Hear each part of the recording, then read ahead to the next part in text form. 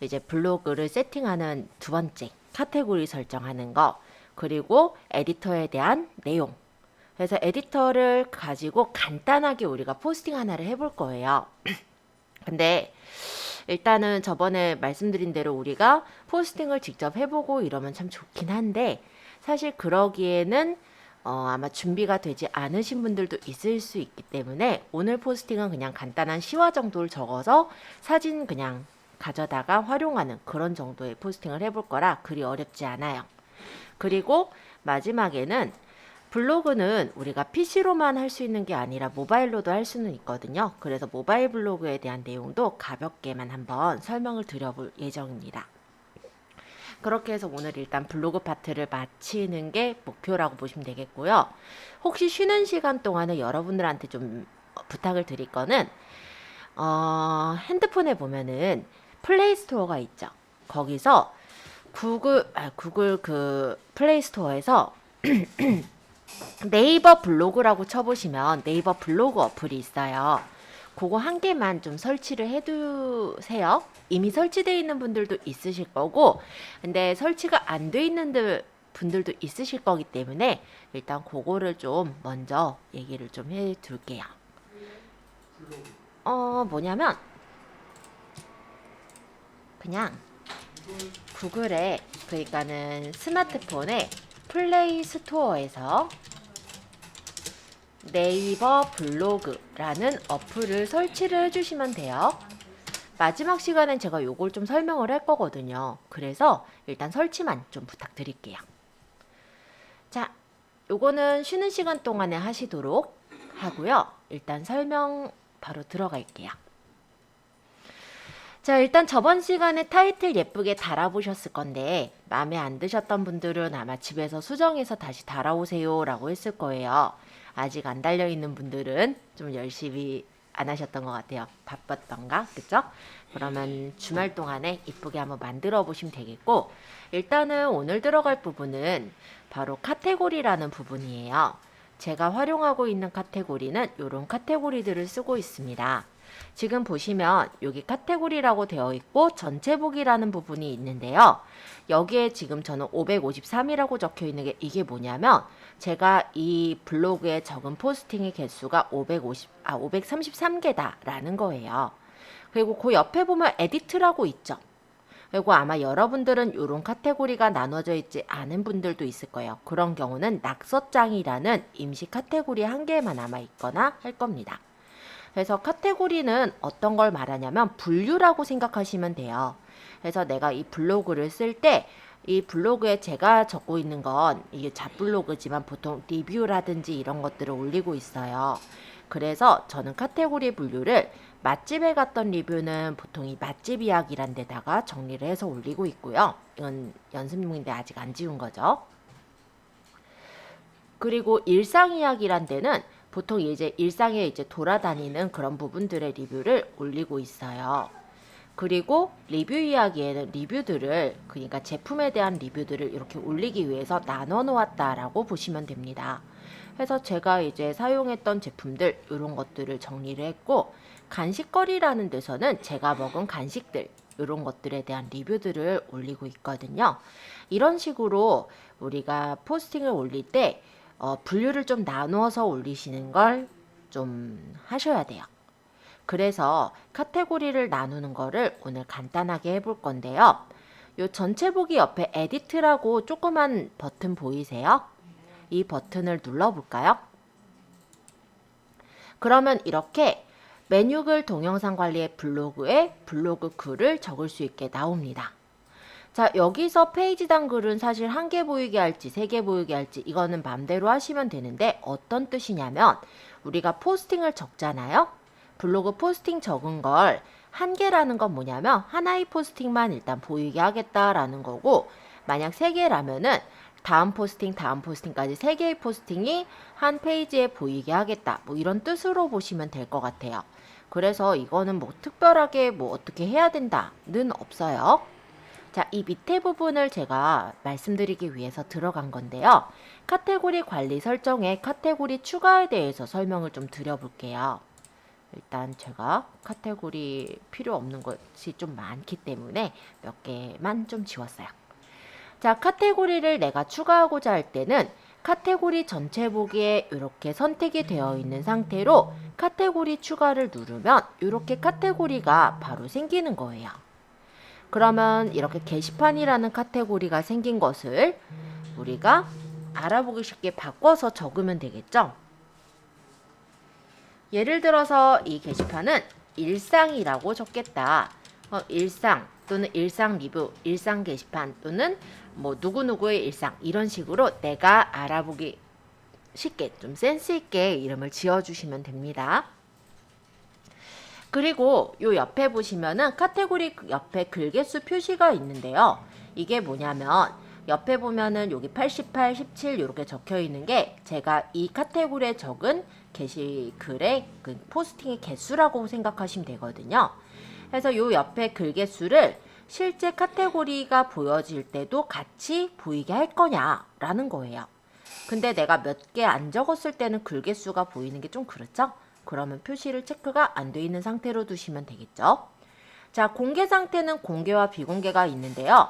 보통은 공개로 둡니다. 왜냐면 공개가 아닌 비공개 게시판의 경우는 내가 그 안에다 포스팅을 적게 되면 비공개가 돼서 다른 사람들에게 보이지 않는 거예요. 여기 보시면 제가 비공개 게시판 하나 만들어 두었는데요. 여기 이렇게 자물쇠가 잠겨 있죠. 요거는 사람들이 들어왔을 때, 제 블로그에 들어왔을 때 이 게시판 자체, 이 카테고리 자체가 보이지 않는 거예요. 그리고 내가 로그인해서 들어갔을 때만 이 비공개 게시판이라는 이 게시판이 보이는 거다라고 생각하시면 됩니다. 그래서 공개 설정은 보통은 공개로 두신다라고 생각하시면 되겠고, 내가 만약에 다른 사람들한테 보이지 않게 할 게시판이다라고 한다면 그때 비공개로 설정하시면 돼요. 지금은 공개로 해주세요. 자, 제가 일상이라는 게시판을 만든다면 이 주제 분류는 일상으로 맞춰두시면 되겠죠. 주제 분류가 좀 아직은 모호하다 할 때는 선택하지 않으셔도 상관은 없어요. 자, 글보기에는 글보기가 블로그형과 앨범형이 있는데요. 보통은 블로그형으로 처음에는 설정을 해둡니다. 근데 이 앨범형과 블로그형이 어떤 차이가 있는지는 조금 이따가 바로 설명을 드릴게요. 조금 기다렸다 얘기하도록 하죠. 자, 그리고 목록 보기는 보통은 목록 닫기와 열기가 있는데요. 이거는 만약 내가 여기 일상이라는 게시판에 들어갔을 때 거기 안에 포스팅들의 목록을 보이게 하겠다 하면 열기를 해두시면 되고요. 만약 닫아놓겠다 하면 목록 닫기를 해두시면 되는 거예요. 자, 어쨌든 우리가 카테고리를 이렇게 만들어 보는 걸 지금 진행을 할 건데 제가 일상이라는 걸 하나 만들었어요. 그래서 내가 이 밑에다가 예를 들어 뭐 시화 아니면은 뭐 좋아하는 시, 좋은 시라는 게시판을 하나 만들겠다라고 한다면 이 위쪽에 카테고리 전체 보기를 누른 상태로 카테고리 추가를 하시면 이렇게 밑에 게시판 한 개가 더 생기는 걸 확인할 수 있죠. 그럼 여기다가 뭐 좋은 시, 뭐 또는 오늘의 시 이런 식으로 오늘 우리가 그냥 간단한 시와 포스팅을 할 거니까 이렇게 게시판 한 개를 만들어 볼까요? 만약에 내가 더 추가해서 뭐 건강에 대한 게시판을 만들겠다.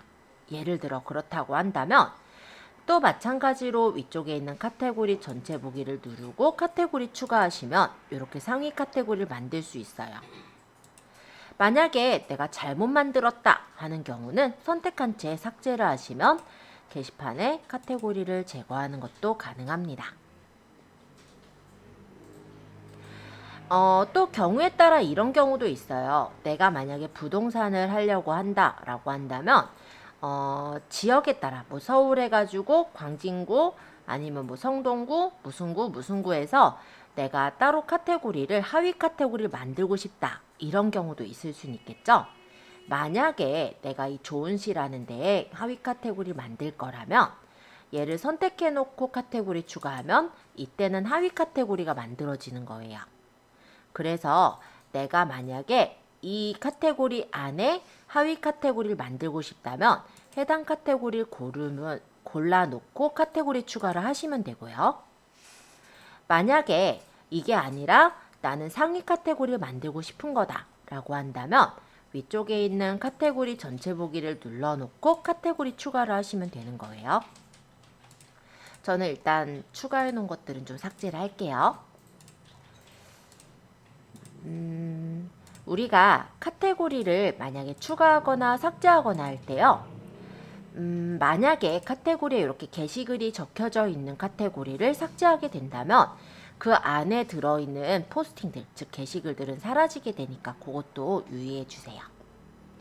자, 어쨌든 카테고리를 하나 또는 두 개 정도 한번 만들어 보실까요? 해서 일상이라든지 뭐 좋은 시 이렇게 두 가지 저는 만들었는데요.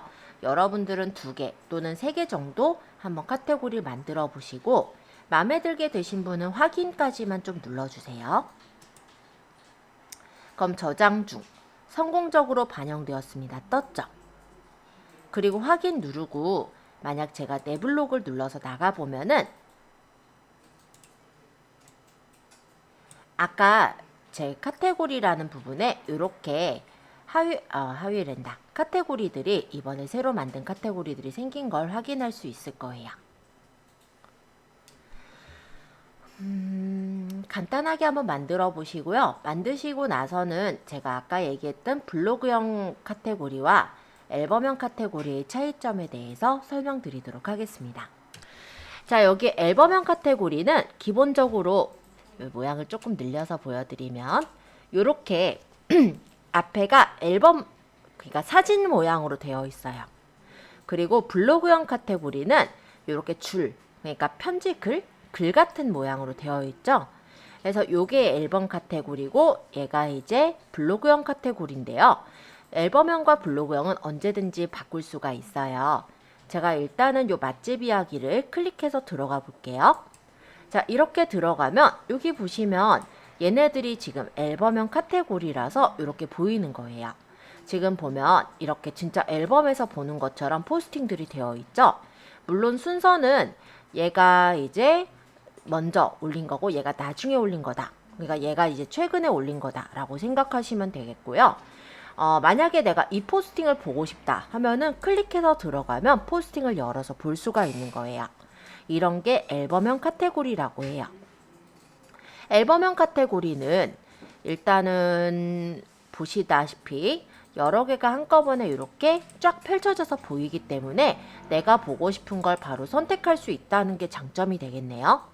하지만 단점이라면 몇 개 안 적혔을 때는 되게 초라해 보여요. 제가 LA 서재라는 데는 카테고리 3개 넣어봤거든요. 한번 볼까요? 카테고리랜다. 게시글을. 하나, 둘, 세 개.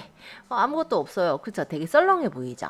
해서 일단은 앨범형 카테고리를 활용하실 거라면 어느 정도 게시글이 있을 때 활용하시는 게 좋을 거다라고 말씀을 드리고요. 블로그형 카테고리로 제가 맛집 이야기를 바꾼 후에 다시 설명을 드려볼게요. 자, 카테고리 전체 보기에 에디트를 누른 후에 이 맛집 이야기를 제가 블로그형으로 글보기를 바꾸고 확인하겠습니다. 자, 이 경우 내 블로그에 가서 제가 아까 똑같은 맛집 이야기라는 카테고리를 눌러보면은 아까랑은 달리 제일 마지막에 썼던 카테고리 그 포스팅 내용이 바로 이렇게 보이는 걸 확인할 수가 있죠. 그쵸? 자, 이렇게 보이는 게 바로 블로그형 카테고리라고 보시면 돼요. 블로그형 카테고리는 그냥 내가 적었던 맨 마지막 포스팅서부터 그냥 펼쳐져서 보여요. 그래서 어떤 카테고리에 있는 내용을 선택한다기보다 제일 마지막에 적은 걸 사람들이 먼저 볼 수 있게 그렇게 해놓은 거죠. 그래서 게시글의 내용이 많지가 않을 때, 즉 포스팅이 많지 않을 때는 블로그형 카테고리가 그래도 좀 있어 보여요. 그죠? 근데 내용이 어느 정도 많이 채워졌을 때는 앨범형 카테고리로 변경해서 두는 게 아마 선택해서 보기가 더 낫겠죠.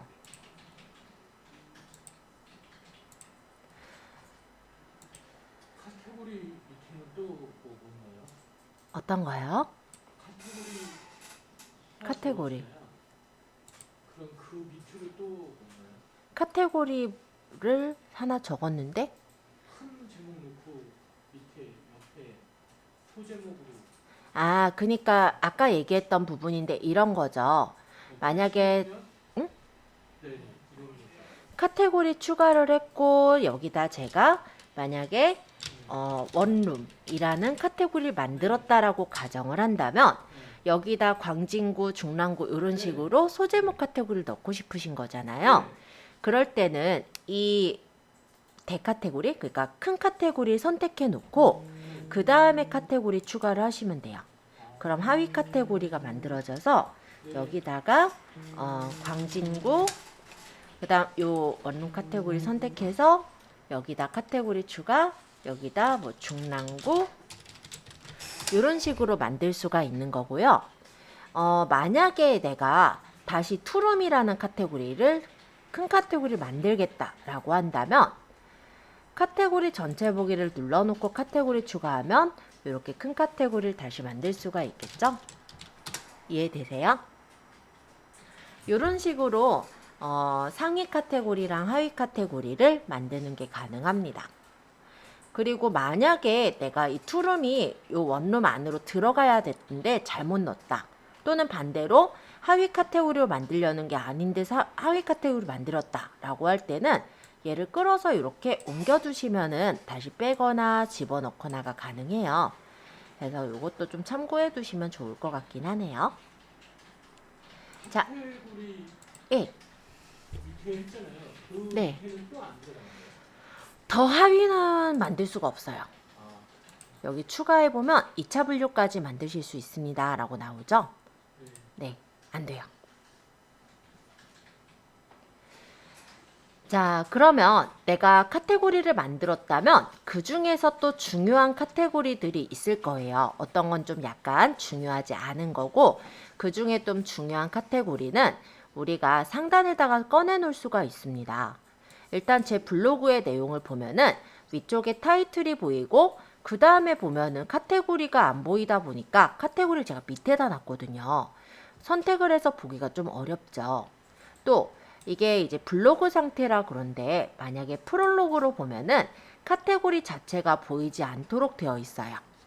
그래서 내가 카테고리를 중요한 카테고리를 이렇게 상단에다가 빼놓는 게 가능한데요. 내 메뉴의 관리로 갔을 때 메뉴글 동영상 관리의 상단 메뉴 설정이란 곳이 있어요. 여기에서 내가 필요한 카테고리, 이 중에 좀 중요하다 싶은 카테고리를 여기다가 꺼내 놓는 게 가능합니다. 내가 만약에 여기 일상 이야기라는 카테고리를 선택해서 여기다 넣고 만약에 리뷰 이야기란 카테고리를 선택해서 이렇게 넣어놓으면 얘네들이 상위에 아까 상단의 카테고리 부분에 나타나게 되기 때문에 중요한 카테고리들은 언제나 보일 수 있게 이렇게 꺼내 놓는 것도 가능해요.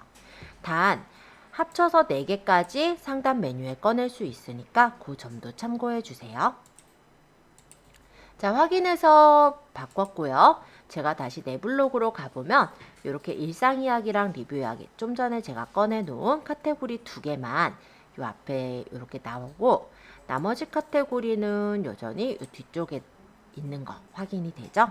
이런 식으로 내가 주요로 사람들이 들어갔으면 하는 카테고리는 상단에 이렇게 빼놓는 게 가능합니다. 자, 상단에 카테고리 빼놓는 거 간단하게 해보실 분들 연결해 보시고요. 제가 관리 메뉴의 나머지 부분들 조금만 더 소개를 할게요. 자, 메뉴 글 동영상 관리 부분에 상단 메뉴와 블로그에 대해 설명을 했어요. 근데 만약에 내 블로그를 처음에 들어온 사람들이 블로그를 보이는 게 블로그 형태로 보이게 해주실 수도 있고요. 프롤로그 형태로 보이게 할 수도 있어요. 그래서 내 블로그를 만약 주소를 쳐서 들어온 사람들이 프롤로그부터 바로 보이게 할 거다라고 한다면 프롤로그를 대표 메뉴로 해두시면 됩니다. 프롤로그는 글 강조형과 이미지 강조형이 있고요.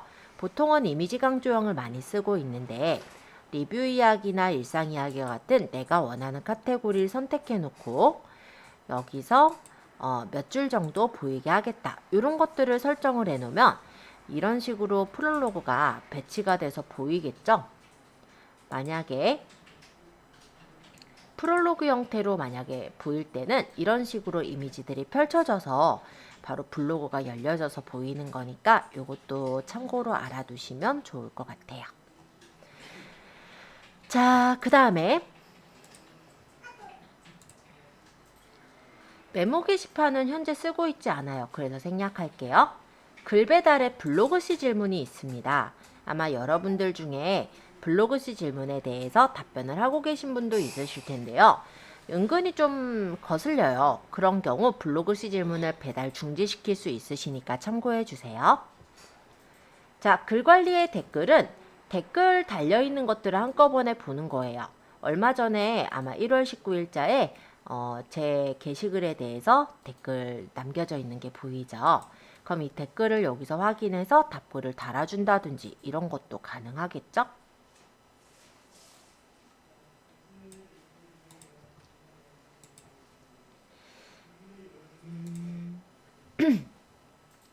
그리고 태그라는 곳에서는요, 제가 보통 이제 쓴 태그들이 이렇게 나와요. 그래서 어떤 태그들을 내가 많이 쓰고 있는지 그런 것들을 한번 살펴볼 때 확인할 수도 있겠습니다. 그래서 내가 이 어떤 부분에 관련된 태그들을 많이 썼다라고 한다면 실제 블로그에도 그 부분으로 전문적이다라고 이제 인식이 되어지기 때문에 태그 같은 것도 내가 어떤 걸 좀 많이 썼나 이런 걸 참고할 수가 있는 곳이고요. 글 저장은 내가 적은 글을 PDF로 뽑아보고 싶을 때 그때 이용하는 게 글 저장이에요. 동영상 관리의 내 동영상에는 내가 올렸던 동영상들이 재생이 얼마나 됐고 통계로 봤을 때 언제 재생을 해서 봤는지 얼마나 사람들이 재생을 해서 보고 있는지 그런 것들을 살펴볼 수 있게 되어 있어요. 자, 그리고 애드포스트라는 게 있는데요. 이 애드포스트는 블로그로 간단하게 수익을 얻을 수 있는 하나의 방법이라 생각하시면 될 것 같아요. 제 블로그에 보면요. 게시글을 하나 적었다라고 했을 때 이 게시글 끝에나 중간에 이런 식으로 광고가 붙는 걸 볼 수가 있죠. 이런 걸 애드포스트라고 하는데요. 포스팅을 적은 중간이나 끝부분에 광고가 붙어요. 그러면 이 포스팅을 읽는 사람들이 관심이 있다면 이런 광고를 눌러서 보겠죠. 그때 그에 대해서 눌러서 보게 되면은 광고비가 약간씩 쌓이게 되는 거예요. 그리고 어느 정도 쌓였을 때 통장에 직접 돈이 들어오는 게 애드포스트라고 합니다. 그래서 내가 블로그를 한다라고 할 때 아주 간단하게 수익을 얻을 수 있는 하나의 방법 정도로 생각하시면 되겠는데요. 이 애드포스트 같은 경우는 네이버에서 하는 그런 수익 공유 서비스고요. 티스토리나 이런 거 활용하실 때는 애드센스라는 거를 비슷하게 걸어서 활용하실 수가 있어요. 이 애드포스트를 제가 한번 보자면 이런 식으로 수입 현황들 보이죠? 어느 날 뭐 270원, 204원 이렇게 벌어서 실제 얼마 전에 돈을 받은 건 53,455원 돈을 받았어요. 어제 받았네요. 그러고 또 점점 쌓이겠죠. 2,316원 쌓였는데요. 또 어느 정도 쌓이면 또 돈이 들어와요. 예, 은근히 소소하게 돈이 들어옵니다. 예, 맞아요. 바로 커피값 정도 벌기 좋아요. 예, 이게 쌓이는 거는 그냥 제가 글을 적으면 돼요. 포스팅을 적으면 그에 비슷한 아까 제가 마그네슘에 관련된 포스팅 하나를 적었거든요. 좀 전에 제가 적은 글인데요. 한 25분 전인가? 53분 전이 됐네요. 어쨌든 요거를 좀 전에 그냥 적었을 뿐인데 지가 알아서 이렇게 광고가 달리는 거예요. 그리고 저는 그냥 신경 쓸 거 없어요. 포스팅만 쓰면 돼요. 그러면 사람들이 누르면은 저희가 조금씩 돈을 받는 거라고 생각하면 됩니다. 네, 되게 편한 서비스죠? 네, 편해요. 용돈이라 생각하고 쓰면 괜찮아요. 네? 다시 한번 해줘요? 특별히 할 게 없는데 조건이 있어요. 그래서 이제 그 조건을 한번 얘기를 드릴 건데요. 실제 블로그로 수익을 얻는 방법은 제일 간단한 게 애드포스트. 그 다음에가 뭐냐면 체험단. 그리고 그 다음에가 이제 어느 정도 내가 그에 관련된 글들을 적어서 내 블로그가 조금 전문화가 됐다. 라고 한다면 인플루언서가 될 수가 있거든요. 그때는 이 애드포스트의 광고도 훨씬 더 돈이 많이 들어와요. 그리고 실제 내 블로그에다가 이런 포스팅을 해달라고 제품이나 아니면 원고료를 주시는 분들도 생겨요. 그리고 나중에 블로그가 어느 정도 많이 커졌다. 그때는 이제 기업이나 아니면 어떤 기관들에서 블로그에 대해서 어떤 뭐 강의를 해달라고 실제 강의들이 들어오기도 합니다. 이런 것들로 블로그에 돈을 벌 수 있는 수단들은 꽤 많아요. 그리고 포스팅에서 내가 어떤 걸 이제 소개해서 건당으로 이제 사람들이 들어오거나 상담 신청을 할 때 돈을 받을 수 있는 CMA 서비스, CMS인가요? 네. 그런 서비스까지 활용을 한다면 진짜 블로그로 돈을 버는 방법은 사실 조금 무궁무진하게 벌 수 있는 방법들이 있어요. 그 중에 가장 쉬운 방법이라 했으니까 아까 요건을 간단하게 말하자면 일단은 블로그를 개설한 지 3개월이 지나야 돼요. 그리고 우리가 만약 애드포스트는 그냥 어느 정도 이제 방문객이 좀 있어야 될 텐데 제 블로그에 보면은 일간 현황을 대충 보면은 한 100명 이상 어쨌든 100명 이상씩은 보통은 조회를 해서 보거든요. 그래서 일간 100명 이상씩 아마 한 달간 된다라고 생각을 한다면 애드포스트를 신청하시면 아마 거의 다 승인이 날 거예요. 실제로 얘네가 정확한 기준을 얘기하고 있지는 않지만 만약에 1월 달이잖아요. 지금 1월 27일 날 내가 애드포스트 신청을 한다면 바로 전달 12월 달에 이 방문객이랑 페이지 뷰 수를 셉니다. 그래서 평균 방문객이랑 페이지 뷰 수가 어느 정도 자기네 기준에 만족을 한다면 애드포스트 승인이 나는 거예요. 그리고 만약 애드포스트 승인이 안 났다면 그 다음 달에나 다다음 달에 어쨌든 방문객이 어느 정도 항상 100명 이상씩 쌓인다라고 했을 때 또 마찬가지로 애드포스트 신청을 내시면 될 거라고 봅니다. 그럼 승인이 되면은 애드포스트는 바로 설정을 해서 수익을 얻을 수 있는 그런 서비스라고 보시면 되겠고요. 특별히 할 건 없어요. 내가 그냥 게시글을 적으면 그에 관련된 광고가 붙고 그 광고를 누군가가 이제 눌러서 보게 되잖아요. 그랬을 때 나는 돈을 버는 그런 구조다라고 생각하시면 됩니다. 간단하죠? 자, 내 블로그 통계. 요거는 이제 내 블로그에 대한 통계 정보를 보는 거예요. 그래서 사람들이 얼마나 들어왔는지가 보이는데 일단 27일 오늘이죠. 오늘 조회수는 60명 들어왔네요. 동영상 재생은 5건, 공감은 1건 있었던 것 같습니다. 그래서 여기 들어온 사람들이 보니까 이게 미니가습기가 사실 되게 문제거든요. 근치면 고장 나가지고 저도 몇 개 버렸던 것 같은데 그래서 그 버릴 때 이제 했었던 그런 방법들, 그러니까 버릴 때라기보다 버리지 않고 고치는 방법이었겠죠.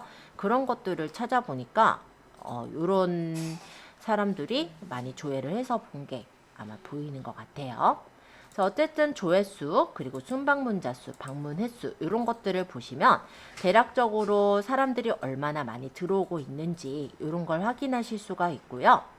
그리고 재방문율이 많다라는 거는 내 블로그의 내용이 그래도 꽤 괜찮은 내용이라 사람들이 재방문을 했다는 얘기가 되겠죠.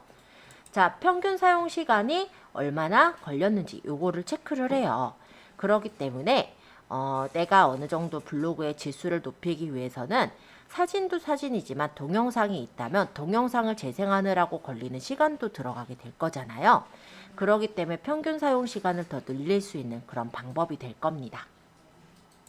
유입에 대한 분석을 눌러보시면 내 블로그에 주로 어떤 경로를 통해서 들어왔는지와 어떤 단어를 쳐서 들어왔는지를 대략적으로 볼 수가 있죠. 그래서 검색에 대한 유입이나 사이트에 대한 유입까지도 바로 확인하실 수가 있고요. 시간대나 연령으로도 분석을 할 수가 있어서 내가 원하는 고객들이 이런 시간대에 많이 들어왔다면 이런 시간대에 보통 이제 포스팅을 배포를 한다면 좀 더 사람들이 많이 볼 수 있겠구나 이런 것들을 파악할 수도 있어요. 그래서 가급적이면 우리가 블로그를 쓴다라고 할 때 그냥 쓰고만 계시는 게 아니라 쓰면서 중간중간 이렇게 통계를 보면서 어떤 부분에 사람들이 많이 반응을 했구나. 그럼 내가 어떤 글을 쓰면 사람들이 많이 들어오겠구나. 이런 것들을 좀 파악을 해주시는 걸 추천을 드립니다. 자, 좀 전에 제가 글을 적었다라고 했죠. 제가 간단하게 말하면 그냥 영양제를 하나 포스팅을 했어요. 그냥 리뷰라고 보시면 되는데 요거 영양제에 대해서 제가 포스팅할 때 어떤 것들을 좀 신경 썼는지 말씀드릴게요. 일단은 마그네슘이라는 요 부분, 그리고 눈떨림에 대한 거, 그리고 뭐 칼슘, 마그네슘, 비타민, 얘가 이제 상품명이 그거예요. 그래서 이렇게 해서 적은 게 보이죠. 그래서 이 제목을 적을 때 기왕에 적는 부분에서는 키워드가 들어가도록 적을 것을 다시 한번 얘기를 했고요. 그럼 제가 마그네슘이라는 거를 얼마나 넣는지 한번 볼게요. 컨트롤 F를 해서 제가 마그네슘을 찾아볼 건데, 이렇게 찾아보면 이 글에 한 11개 정도가 이렇게 들어가 있다라고 하죠. 근데 마그네슘 이렇게 적은 게 아니라 중간중간 이런 것들을 말이 되도록 이렇게 집어넣어 놓은 거를 확인할 수가 있어요. 그래서 이런 형식으로 글을 적었을 때 일단은 사람들한테 보일 때도 어색하지 않고, 그리고 실제 마그네슘 부족이나 뭐 이런 걸 찾은 사람들이 요 포스팅을 볼 수 있게 이렇게 연결을 시킨 거라고 생각하시면 돼요. 그래서 나중에 포스팅 쓰실 때 생각하실 거는, 제가 저번에 아마 그 PPT로 설명은 드렸겠지만 제목에도 키워드는 들어가야 되고요. 제목뿐만이 아니라 본문에도 중간중간 이렇게 키워드들이 들어가도록 만들 것이라는 거 제일 좀 중요하다라고 했죠. 그리고 저는 이걸 동영상까지 찍지는 않았는데 가급적이면 동영상도 올려주시면 좋기는 하겠죠. 그래서 그런 것들 좀 맞춰서 해주시면은 포스팅 올릴 때 좀 더 도움이 될 거다. 일단 요 정도 얘기를 할게요. 자, 기본적인 블로그 세팅하는 부분들은 설명을 했고요. 이제 본격적으로 이제 글을 적는 부분을 봐야 할 건데요. 우리가 글을 적을 때는 요 상단에 보시면 네 메뉴 있죠. 요 네 메뉴에 글쓰기를 눌러주시면 블로그 포스팅을 하실 수가 있습니다. 자, 이렇게 들어온 창이 블로그 에디터 창이라는 거예요. 자, 이쪽에 보시면 사진, SNS 사진, 동영상 등의 이런 메뉴들이 있고, 이 밑에 이제 글을 적는 공간이 있는데요. 이 부분에 제목이라고 적혀 있는 이 부분 보이죠? 여기를 한번 클릭해 볼게요.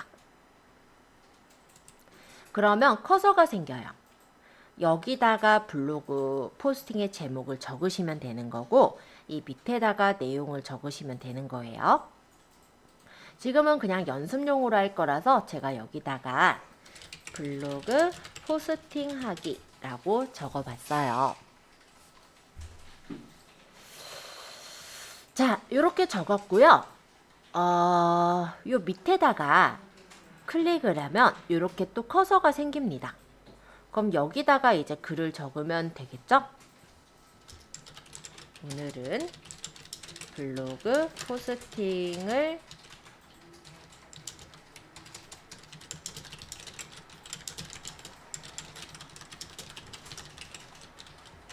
뭐 간단하게 제가 글 적었어요. 이 글을 똑같이 적으실 필요는 없고 뭐 애국가 적으셔도 되고 뭐 크게 상관은 없을 것 같아요. 어차피 연습이니까 지금은.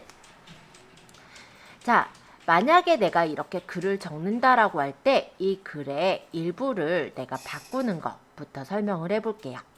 자, 이 아래 부분에 있는 걸 서식 도구 상자라고 합니다. 여기는 내가 블로그 글을 적을 때 글자체를 어떻게 할 것인지, 글씨의 크기를 어떻게 할 것인지, 어느 부분 강조할 때 진하게 하거나 색깔을 넣거나 이런 것들에 대한, 즉 서식에 대한 것들을 꾸밀 수 있는 상자예요. 자, 만약에 내가 이 글을 이런 글씨체가 싫어요. 그래서 다른 글씨체로 적고자 한다면 이렇게 블록을 지정해 보시면 위쪽에 이렇게 요거의 축약형, 여기 중에 좀 자주 쓰는 것들만 이렇게 모아놓은 도구가 뜨기도 해요. 근데 일단 얘가 얘니까 저는 여기서 그냥 설명할게요. 자, 여기 나눔 스퀘어라고 적혀 있는 건 제가 골라놓은 서체예요. 근데 이 글씨체는 저는 나눔 말고 딴 걸로 설정하고 싶다라고 한다면 여기 서체 변경을 해서 원하시는 글씨체로 바꿔주시는 것도 가능합니다. 그러니까 글씨의 체가 이렇게 바뀌죠. 일단 뭐 다시 시작해나 바르니피, 손글씨체 같은 경우 이쁘긴 한데 가독성이 떨어지는 것도 사실이에요. 그래서 보통 이제 정보를 전달하는 그런 형태의 게시글은 요런 건 사실 좋지는 않고요. 뭐 스퀘어체라든지 나눔고딕체 이런 식으로 좀 반듯반듯한 체가 가독성이 더 좋으니까 참고해 주세요. 자, 그리고 요 16이라는 거는 글씨의 크기입니다. 나는 이 글씨를 크게 하고 싶어 라고 한다면 이렇게 블록을 지정하시고 글씨의 크기를 크게 바꿔주실 수가 있어요. 그래서 글씨에 대한 크기, 포인트라고 생각하시면 되겠고, 제가 기본적으로 둔 건 16포인트를 기본으로 했고, 여기서 내가 강조할 부분은 뭐 19나 24포인트 같이 조금 더 크게 바꿔주시면 아무래도 글씨가 더 강조돼서 보이겠죠? 자, 그리고 강조를 할 때 보통 저는 글씨 크기만 주지 않고요. 색깔을 이제 준다든지 진하게 한다든지 다른 효과도 같이 주고 있어요. 이 B는 진하게를 뜻해요. 글씨가 좀 진해지는 거 보이세요? 다시 누르면 이렇게 연해져요. I는 기울임. 다시 누르면 기울임이 풀려요. 이탈릭에서 딴 거죠. U는 밑줄, 언더라인. 다시 누르면 이렇게 밑줄이 풀려요. 요거는 취소선.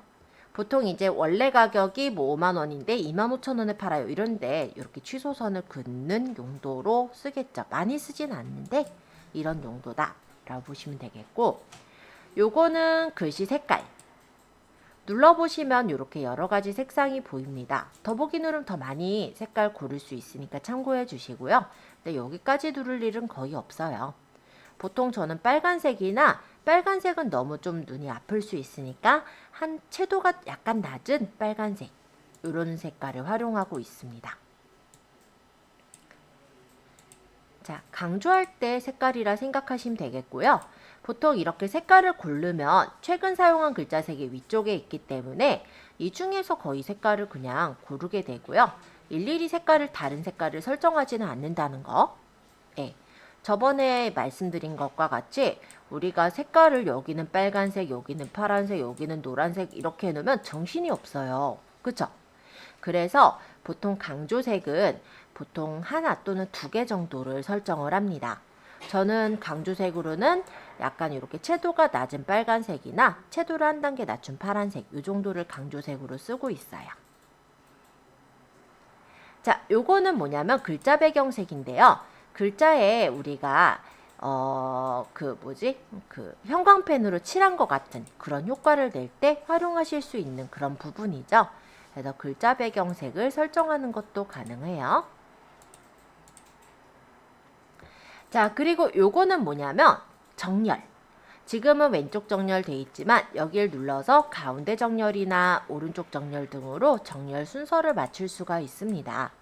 보통은 왼쪽 정렬 또는 가운데 정렬로 포스팅을 많이 적으시니까 참고해 주세요. 근데 왼쪽 정렬로 적어야 된다, 가운데 정렬로 적어야 된다 이런 거는 딱 정해진 바는 없고요. 다만 내가 포스팅을 썼을 때 가독성에 따라서 배치를 해주시면 될 것 같아요.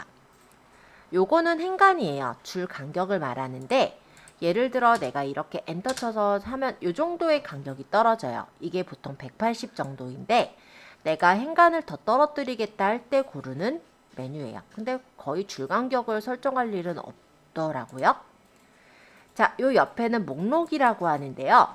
얘는 순서가 없는 목록, 얘는 순서가 있는 목록, 그리고 없앨 때는 여기.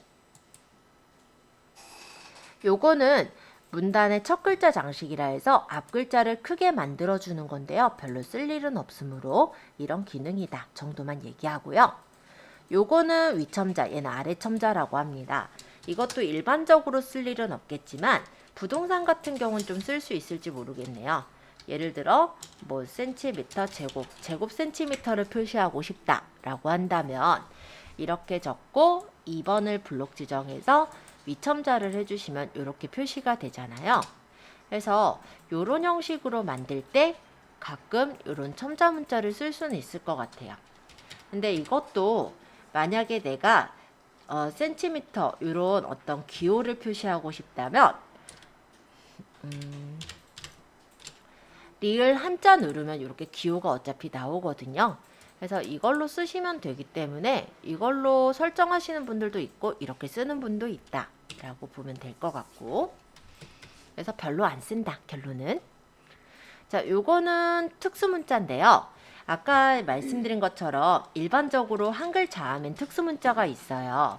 예를 들어 미음 한자를 누르면 이런 식의 특수문자가 나오고, 리을 한자를 누르면 이런 괄호 문자의 특수문자가 나오는 특수문자들이 있는데요.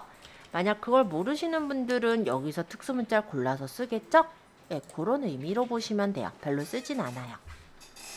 자, 키가 뭐라고요? 한글 자음에 있어요. 예를 들어 지금 누른 건 미음 한자였고요. 기호에 대한 단축키는 리을 한자예요. 리을 누르고 한자는 이렇게 기호 문자가 나와요. 자, 그리고 요거는 쇠사슬처럼 생겼죠. 연결하는 거, 즉 링크라고 보시면 돼요. 예를 들어서 네이버로 가기라고 제가 적었어요. 그러고 블록을 지정한 다음에 여기다가 링크를 걸어서 딴 데로 넘어가게 하고 싶다. 이럴 때 URL을 여기다 적는 거예요. 물론 우리가 네이버로 연결할 일은 거의 없어요. 근데 만약에 우리 유튜브 채널로 넘어가게 하고자 한다든지 이용할 때는 저런 링크를 쓸 수도 있겠죠. 그래서 링크는 이런 식으로 거는 게 있다. 이렇게 얘기 드리고, 마지막 여기 맞춤법이라는 거는 이렇게 글씨를 적었을 때 오타난 부분들, 띄어쓰기 한 부분들 이런 것들을 체크하는 도구가 있습니다. 그래서 글씨를 이렇게 수정하겠다 하면 바꿔주고요. 수정 안 할 거야, 난 그대로 쓸 거야 라고 하면 제외하시면 제외가 되는 거예요. 그래서 우리가 쓰다 보면 은근히 오타가 생기잖아요. 그런 것들을 맞춰주는 걸 맞춤법이라고 해요. 자, 그럼 여기 있는 서식 도구 상자의 내용은 다 말씀드렸어요. 자, 이제 서식 도구 상자는 쭉 살펴봤으니까 이 위쪽에 있는 메뉴들을 이번엔 설명을 해볼게요. 자, 첫 번째 사진입니다. 사진은 내 컴퓨터에 있는 사진을 가져올 때 활용하는 메뉴예요. 이렇게 사진을 누르면 내 컴퓨터에 있는 메뉴들이 보이고, 여기에서 내가 찍은 사진 또는 내가 가져올 사진을 선택을 하시면 미리 캔버스에서 대충 만든 거죠. 자, 이렇게 열어오면 이런 식으로 사진을 갖다가 넣을 수가 있게 되어 있어요. 자, 사진에서 우리가 여러 개의 사진을 넣을 수도 있을 건데요. 예를 들어서 여러 개 사진을 제가 골랐어요. 그리고 열기를 해보면 이런 식으로 사진 첨부 방식을 고를 수가 있습니다. 개별 사진은 한 장 한 장 사진이 들어가는 거라면, 콜라주의 경우는 이렇게 사진이 레이아웃 형식으로 예쁘게 배치가 돼서 나와요. 그렇기 때문에 조금 더 이쁘게 배열을 해서 둘 수가 있다라고 보시면 되겠고요. 표시하려면 어디로 들어갔어요? 어떤 거요? 그건 그대로 들어갈게요. 아, 사진을 여러 개를 고르면 돼요. 그러면 이렇게 사진 첨부 방식이 나오고, 여기서 만약에 내가 슬라이드로 넣겠다. 이거는 옆으로 이렇게 넘기는 슬라이드 형태의 사진으로 들어가게 되는 겁니다. 일단은 사진을 여러 개를 넣을 때 개별 사진의 경우는 사진이 쭉 펼쳐져서 나오는데요. 한번 다시 보여드릴게요.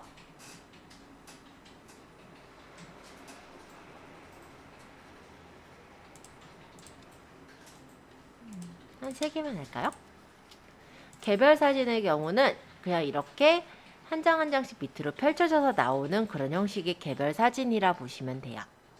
그러면 이 사진과 사진 사이를 클릭해서 글을 더 적을 수가 있게 그렇게 되어요. 그래서 보통 포스팅을 올릴 때 사실은 글을 적고 사진을 적고 글을 적고 사진을 적고 또는 사진글 사진글의 형식으로 올리게 될 텐데, 우리가 그때그때마다 사진을 넣기가 번거롭다면 이렇게 사진을 여러 개를 한꺼번에 넣어놓고 사진과 사진 사이를 클릭해서 글을 적는 형태로 쓰시면 편리하겠죠. 그리고 만약에 이 사진과 이 사진을 옆에다 붙여서 표시를 하고 싶다면 이 사진을 끌고 가서 옆에다가 이렇게 두시면 파란색으로 바가 생깁니다. 이때 놓으면 이렇게 사진을 옆에다가 두는 것도 가능해요. 다시 뜯고 싶다면 얘를 찍어서 선택한 후에 끌어다가 밑으로 이렇게 갖다 놓으면 사진을 이렇게 다시 뜯어낼 수도 있으니까 참고해 주세요. 사진은 따닥 누르시면은 이 사진을 수정할 수 있는 스마트 에디터라는 편집창으로 들어와집니다. 그래서 사진의 크기나 사진을 필요 없는 곳을 자르거나 필터, 보정 등의 어떤 효과들을 줄 수가 있게 되어 있어요. 그래서 간단한 보정은 여기서 가능하긴 하지만 일일이 사실 보정을 여기서 하지는 않고요. 작업을 하기 전에 보통은 이제 에디터를 거치지 않고 편집을 다 한 후에 올리는 경우가 많아요. 그리고 만약 이렇게 가져왔을 때 보정할 때는 보정보다는 필터를 저는 추천을 하는데요.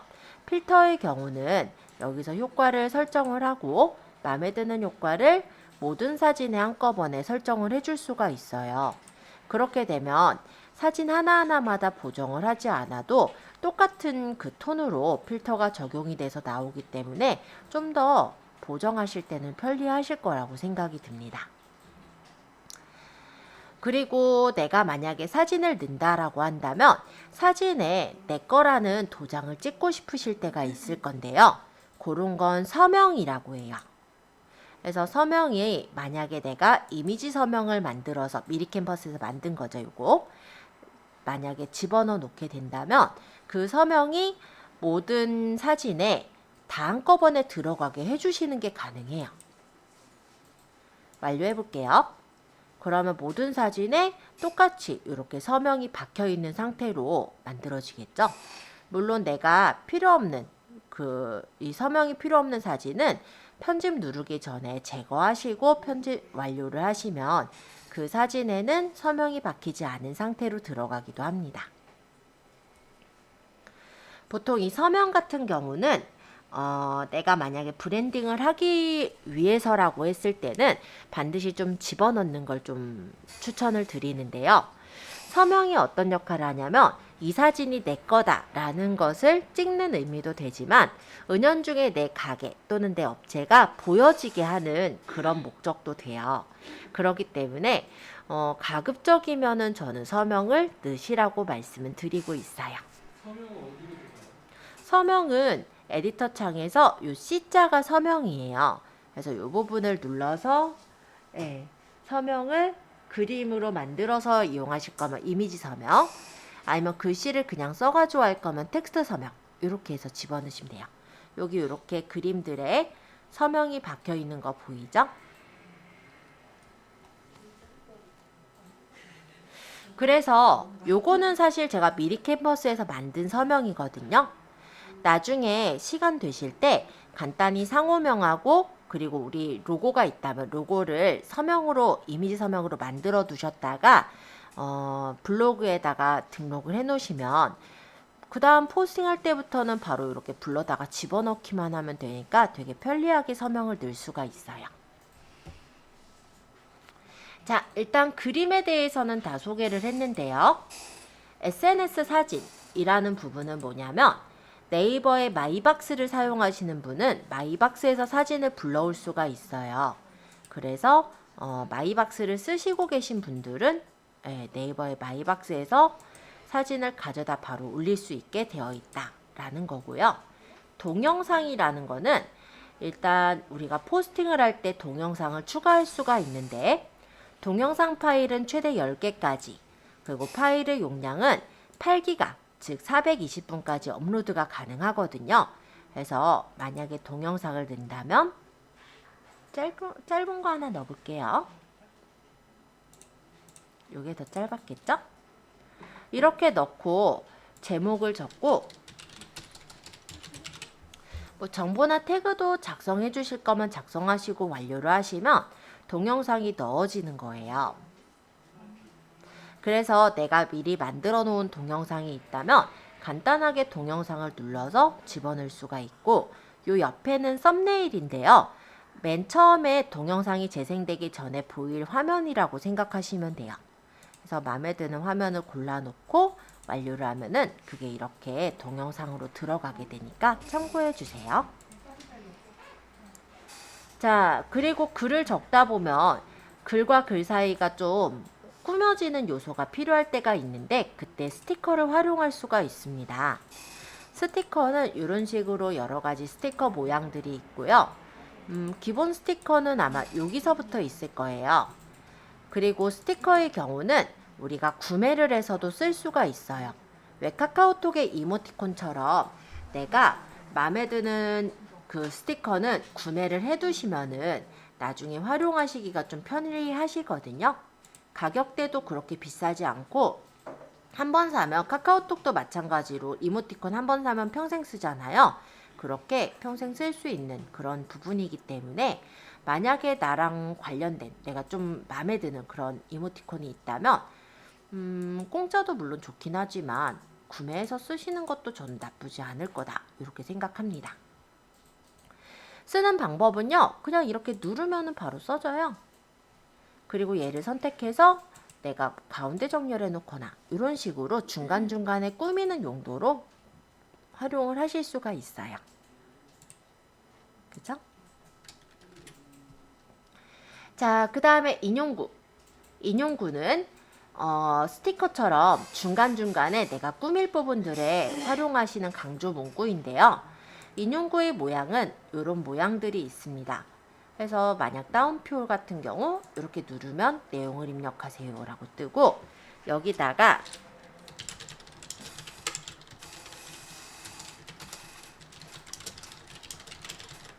보통 이런 식으로 강조할 문구를 그냥 적어서 쓰는 그런 인용구라는 곳이 있어요. 자, 구분선은 중간에 우리가 선으로 구분 짓고 싶을 때 활용하는 부분이 구분선이라고 합니다. 그래서 포스팅이 너무 길어지거나 중간에 살짝 구분해주고 싶을 때 꾸미는 꾸밈 요소라고 생각하시면 될 것 같아요.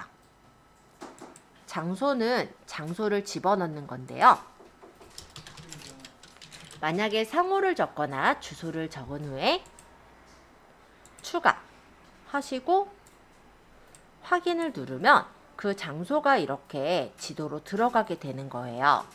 그래서 이렇게 장소를 넣어놓으면 좋은 점이 모바일에서는 실제 이 장소가 상호가 전화번호가 등록돼 있다면 바로 전화를 걸 수도 있고요. 그리고 실제 이제 내비게이션으로 연동을 해가지고 길찾기로 찾아가는 것도 가능하거든요. 그래서 어느 오프라인 장소를 소개할 때는 이 장소를 넣는 거를 추천합니다. 자, 링크의 경우는 링크를 집어넣는 건데요. 우리가 유튜브에다가 동영상을 집어넣고 싶을 때 활용할 수가 있어요. 자, 일단 조금 더 추가해서 설명할게요. 자, 이제 만약에 내가 여기다가 유튜브에 내가 채널에 올려놓은 영상 있죠? 또는 유튜브에 있는 다른 영상을 내 포스팅에다가 올리고 싶어요. 이럴 때 또는 이제 다른 데로 연결하고 싶을 때 그때 쓰는 게 링크예요. 자, 한번 제가 위쪽에 플러스 눌러서 제 유튜브 영상을 하나 가져와 볼게요. 자, 일단 새 탭을 눌렀고 유튜브로 가서 제 채널에서 제가 띄울 영상을 하나 선택을 할 거예요. 그럼 유튜브 스튜디오로 왔을 거고 여기에서 콘텐츠에 있는 이번에 내가 올리고 싶은 거 예를 들면 네이버 블로그 세팅 요거 올려놓은 거를 내가 포스팅에다가 유튜브 영상을 띄우고 싶다 라고 한다면 여기 점점점 눌러서 공유할 링크 복사하기 하면 링크 주소가 복사가 되죠. 그죠? 이거를 아까 포스팅 창에 링크를 누르면 조금 기다리면 아까 그 링크 주소가 이렇게 분석이 돼요. 하필 내 얼굴 나온 것 같네. 자, 어쨌든 확인. 그러면 이런 식으로 유튜브 영상을 집어넣어 놓을 수가 있어요. 그럼 이러면 좋은 점이 뭐냐면 내가 이제 포스팅을 쓰고 누군가가 이 영상이 이제 궁금해서 들어가서 또 보게 되잖아요. 그때 이 영상을 보는 것만큼 내 블로그에서 머무를 수가 있죠. 그러면 체류 시간이 더 길어질 테고요. 또 이 영상을 보는 동안 얘가 이제 유튜브에서 열리는 거거든요. 그래서 영상의 그 조회 시간도 더 늘어날 수가 있어서 서로 시너지 효과를 줄 수 있는 부분이에요. 그래서 우리가 지금 어차피 내 채널을 만들었고 선전하는 부분에서는 많이 어떤 뭐 경로를 이용해서든 퍼뜨려야 되잖아요. 그럴 때 보통 이용하는 게 블로그에다가 관련된 포스팅을 적고 그 포스팅에 이렇게 유튜브 영상을 같이 집어넣는다든지 아니면 유튜브 영상의 일부를 캡처를 해서 거기 이제 사진으로 쓴다든지 그렇게 많이 이용하고 있습니다. 그 아까 영상에서 공유를 어디 눌러서 하는 거 있어요? 제가 들어간 거는 일단 유튜브를 들어갔고요. 제 채널에 유튜브 스튜디오가 있죠. 유튜브 스튜디오로 가서 콘텐츠로 가면은 제가 올린 영상들을 볼 수가 있어요. 여기에서 옆에 점점점 해서 공유할 링크 복사하기를 한 거예요. 그러고 나서 위에 제가 띄워놨던 포스팅에서 링크 하고 기다리면 얘가 떠요. 그러고 확인하면 이렇게 올려지는 거예요. 그렇게 해놓으면 블로그에서 그러니까 네이버에서 검색해서 들어온 사람도 내 유튜브의 영상을 보게 될 테고 유튜브에서 검색한 사람도 당연히 내 유튜브 영상을 또 보게 되니까 조회수가 훨씬 더 많이 늘어날 수 있는 시너지 효과가 나오겠죠.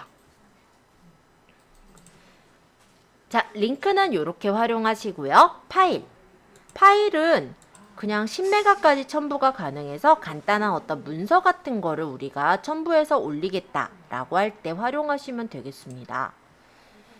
그래서 뭐 이런 문서를 그냥 열게 한다면 이렇게 다른 사람들이 이제 받을 수 있게 파일을 올리는 거고요. 일정을 추가해서 올릴 때 그리고 소스 코드 같은 경우는 프로그래밍 하시는 분들이 소스 코드를 블로그에다 포스팅하는 경우가 있어요. 그럴 때 좀 이쁘게 보이게 하기 위한 요소다 라고 생각하시면 되겠고 표는 표를 만들 때 셀 병합도 되고 뭐 색깔을 넣거나 하는 것도 돼요. 그리고 수식은 수학식을 집어넣을 때 네, 그런 때 사용할 수 있는 버튼들이에요. 자, 그리고 이 옆에 있는 메뉴들을 좀 더 소개할 건데요. 내 모먼트라는 거는 실제 모바일 블로그에서 내 모먼트를 만들 수가 있거든요. 그 모먼트 만든 걸 가져다가 붙일 때 근데 사실은 많이 안 써요. 그래서 제가 추천을 하고 있지는 않은 기능이라 넘어갈게요. 자, 글감이라는 거는 내가 사진이 없이 포스팅을 하고 있다면 내가 사진을 검색을 해볼 수가 있어요. 예를 들어서 제가 공부에 대한 포스팅을 했다. 아니면 시간에 대해서 사진이 필요하다 라고 한다면 검색어를 뭐 시간 이렇게 치면은 시간과 관련된 무료 사진들이 검색이 돼서 나오고요. 이 중에서 뭐 무료만 있는 게 아니라 뭐 200원, 요거 200원 내고 사는 거예요. 근데 이런 거 무료인 것들도 꽤 많아요. 이쁜 것들. 그럼 얘를 클릭해서 고르면 이렇게 사진이 출처와 함께 가져와지는 게 글감에서 이 사진을 이용할 수 있는 부분이고요. 책은 리뷰하실 때 활용하시면 괜찮겠죠? 영화는 이제 영화 정보를 우리가 소개할 때. 그리고 뭐 TV 공연 마찬가지인데 내가 만약에 쇼핑몰을 하고 있어요. 스마트 스토어에 쇼핑몰을 하고 있고 제품에 대한 포스팅을 해서 사람들한테 그 제품을 사러 가는 링크를 연결하고 싶다라고 한다면 쇼핑을 활용해 보시면 괜찮을 것 같아요. 검색어를 제가 포도비누라고 적어볼게요. 워낙에 제가 쇼핑몰 과정에서 항상 좀 많이 올렸던 게 포도비누라 이렇게 쳐보면 아마 제가 올려놓은 포도비누 꽤 많이 뜰 거예요. 왜냐면 연습할 때마다 거의 올렸으니까. 자, 어쨌든 얘를 클릭해보면 이런 식으로 이 상품을 사러 갈 수 있는 링크를 연결해 놓을 수가 있거든요. 만약에 푸드쟁이라는 곳을 만약에 제가 적어본다 하면은 이런 식으로 푸드쟁이에 상품들이 쫙 뜨죠. 그럼 이렇게 눌러서 그 상품을 연결해주는 링크를 가져다가 쉽게 넣을 수가 있어요. 자, 글감은 이런 용도로 쓰시면 돼요. 자, 라이브러리는 뭐냐면 우리가 사진을 넣었을 때 이 사진들이 옆에 이렇게 보이는 게 라이브러리예요. 그러면 내가 이 사진 중에서 보통 이제 누군가가 검색을 했을 때 앞에 뜨게 할, 예를 들어 제가 그때 썼던 게 군자동 오피스텔이었으니까, 예를 들어 누군가가 이런 식으로 검색을 했을 때 요 앞에 뜨게 할 사진을 대표 사진이라고 하거든요. 이런 대표 사진을 설정하는 게 여기서 눌러도 되고요. 아니면 사진 위에서 바로 이렇게 보면 대표라고 보이죠. 이런 대표라는 사진 부분을 눌러서 설정할 수도 있어요. 보통은 기본적으로 사진을 제일 처음 넣은 게 대표 사진으로 설정이 돼 있는데 나는 이거 말고 요걸 대표 사진으로 하고 싶다 하면 이렇게 눌러주시면 얘가 대표로 바뀌어서 이게 이제 첫 화면에서 보이는 그런 창이 되니까 참고로 해주시고요. 자, 라이브러리. 라이브러리는 약간 얘기했고, 템플릿. 템플릿이라는 거는 형식을 미리 만들어 놓은 게 템플릿이에요. 그래서 네이버에서 미리 만들어 놓은 여러 가지 템플릿 중에 내가 마음에 드는 템플릿을 불러다가 내용이나 글만 바꿔서 넣을 수가 있고요. 또는 부분 템플릿을 이용해서 이렇게 부분들을 좀 이쁘게 만들어 놓은 걸 참고해서 집어넣어서 활용할 수가 있겠죠. 만약에 내가 이 부분에다가 여기 요 사이에 할까요? 여기다가 이 템플릿을 불러오고 싶으면 이렇게 누르면 불러와지니까 내용을 고쳐서 나에게 맞는 포스팅을 쓰면 되는 게 부분 템플릿. 내 템플릿이라는 건 내가 만약에 이런 글을 열심히 적었다라고 가정을 할게요. 그럼 예를 들어서 보면 오늘의 생활 정보, 뭐 예를 들어 여기에다가 뭐 간단하게 이런 내용들, 뭐 위치 적는 게 항상 좀 비슷해요, 순서가. 그쵸? 보통 이런 것들을 매번 표를 만들어야 되거나 이런 게 번거로울 수가 있잖아요. 그럼 처음에 포스팅 만들 때 잘 만들어 두셨다면 그 포스팅을 추가를 해서 넣는 거예요. 그럼 나중에 그 템플릿을 불러다가 내용만 바꿔서도 올릴 수가 있어요. 그러면 모양이 항상 비슷하게 깔끔하게 만들 수가 있어서 그런 것도 해두시면 괜찮으실 것 같아요. 부동산 쪽은 좀 괜찮을 거라고 생각을 해요. 자, 그리고 거의 다 설명해 가는데 이 밑에는 보시면 PC 화면이라는 게 보이죠? 여기를 누르면 모바일에서 보는 거, 태블릿에서 보는 거, 이렇게 사람들이 보았을 때 내 블로그의 포스팅이 어떻게 보일 것인지를 간단하게 확인해 볼 수 있는 그런 창이 있습니다. 그래서 만약에 내가 글을 썼는데 모바일에서 이쁘게 안 보이면 또 안 되잖아요. 그런 걸 맞추는 그런 창이라고 보시면 되겠고, 물음표는 도움말이에요. 그래서 요거는 제가 간단하게는 설명을 드렸지만 여러분들이 또 중간에 또 궁금하신 게 있을 수 있죠? 그럴 때 참고하실 수 있게 도움말들이 있으니까 한번 나중에 시간 될 때 한번 눌러보세요. 자, 위쪽에 저장과 발행 버튼에 대해 소개를 하고 나서는 조금 쉬었다가 간단하게 시화를 우리가 포스팅 해보는 걸 할 거예요.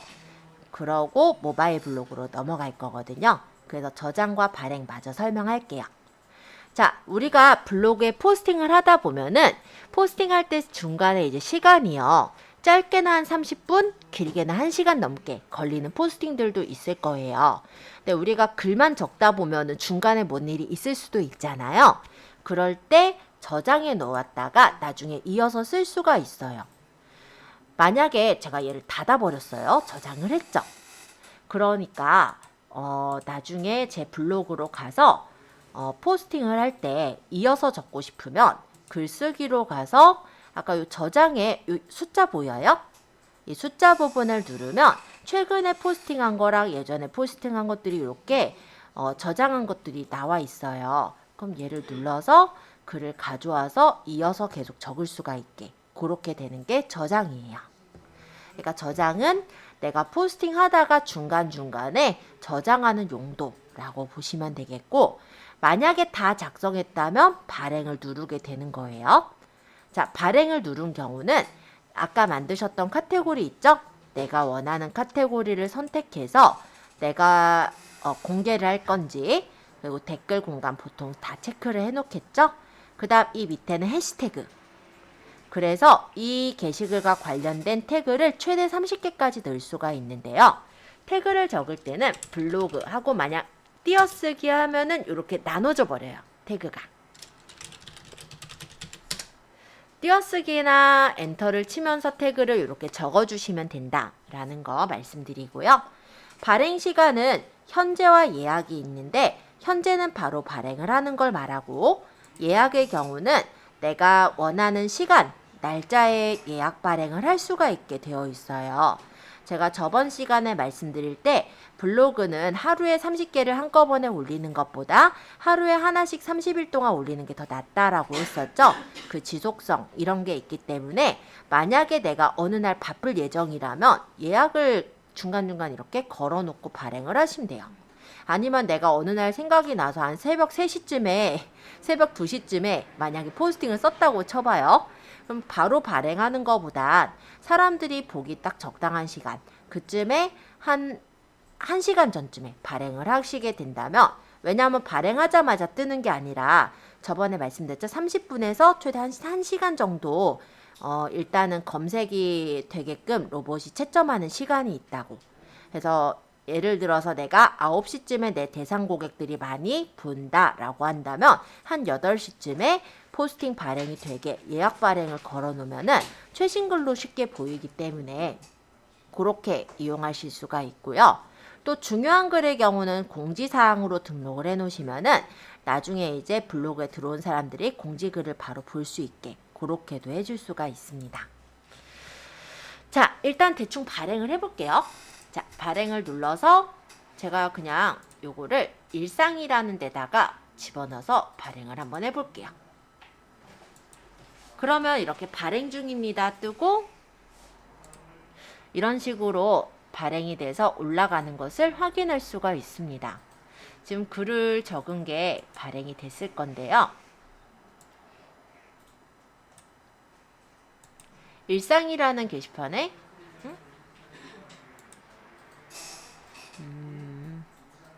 잠시만요.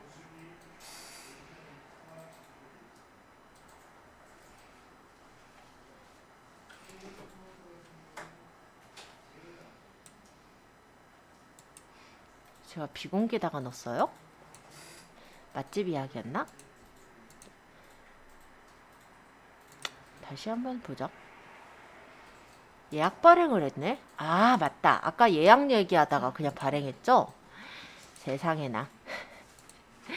네, 지금 예약 발행으로 걸어놔서 안 보였네요.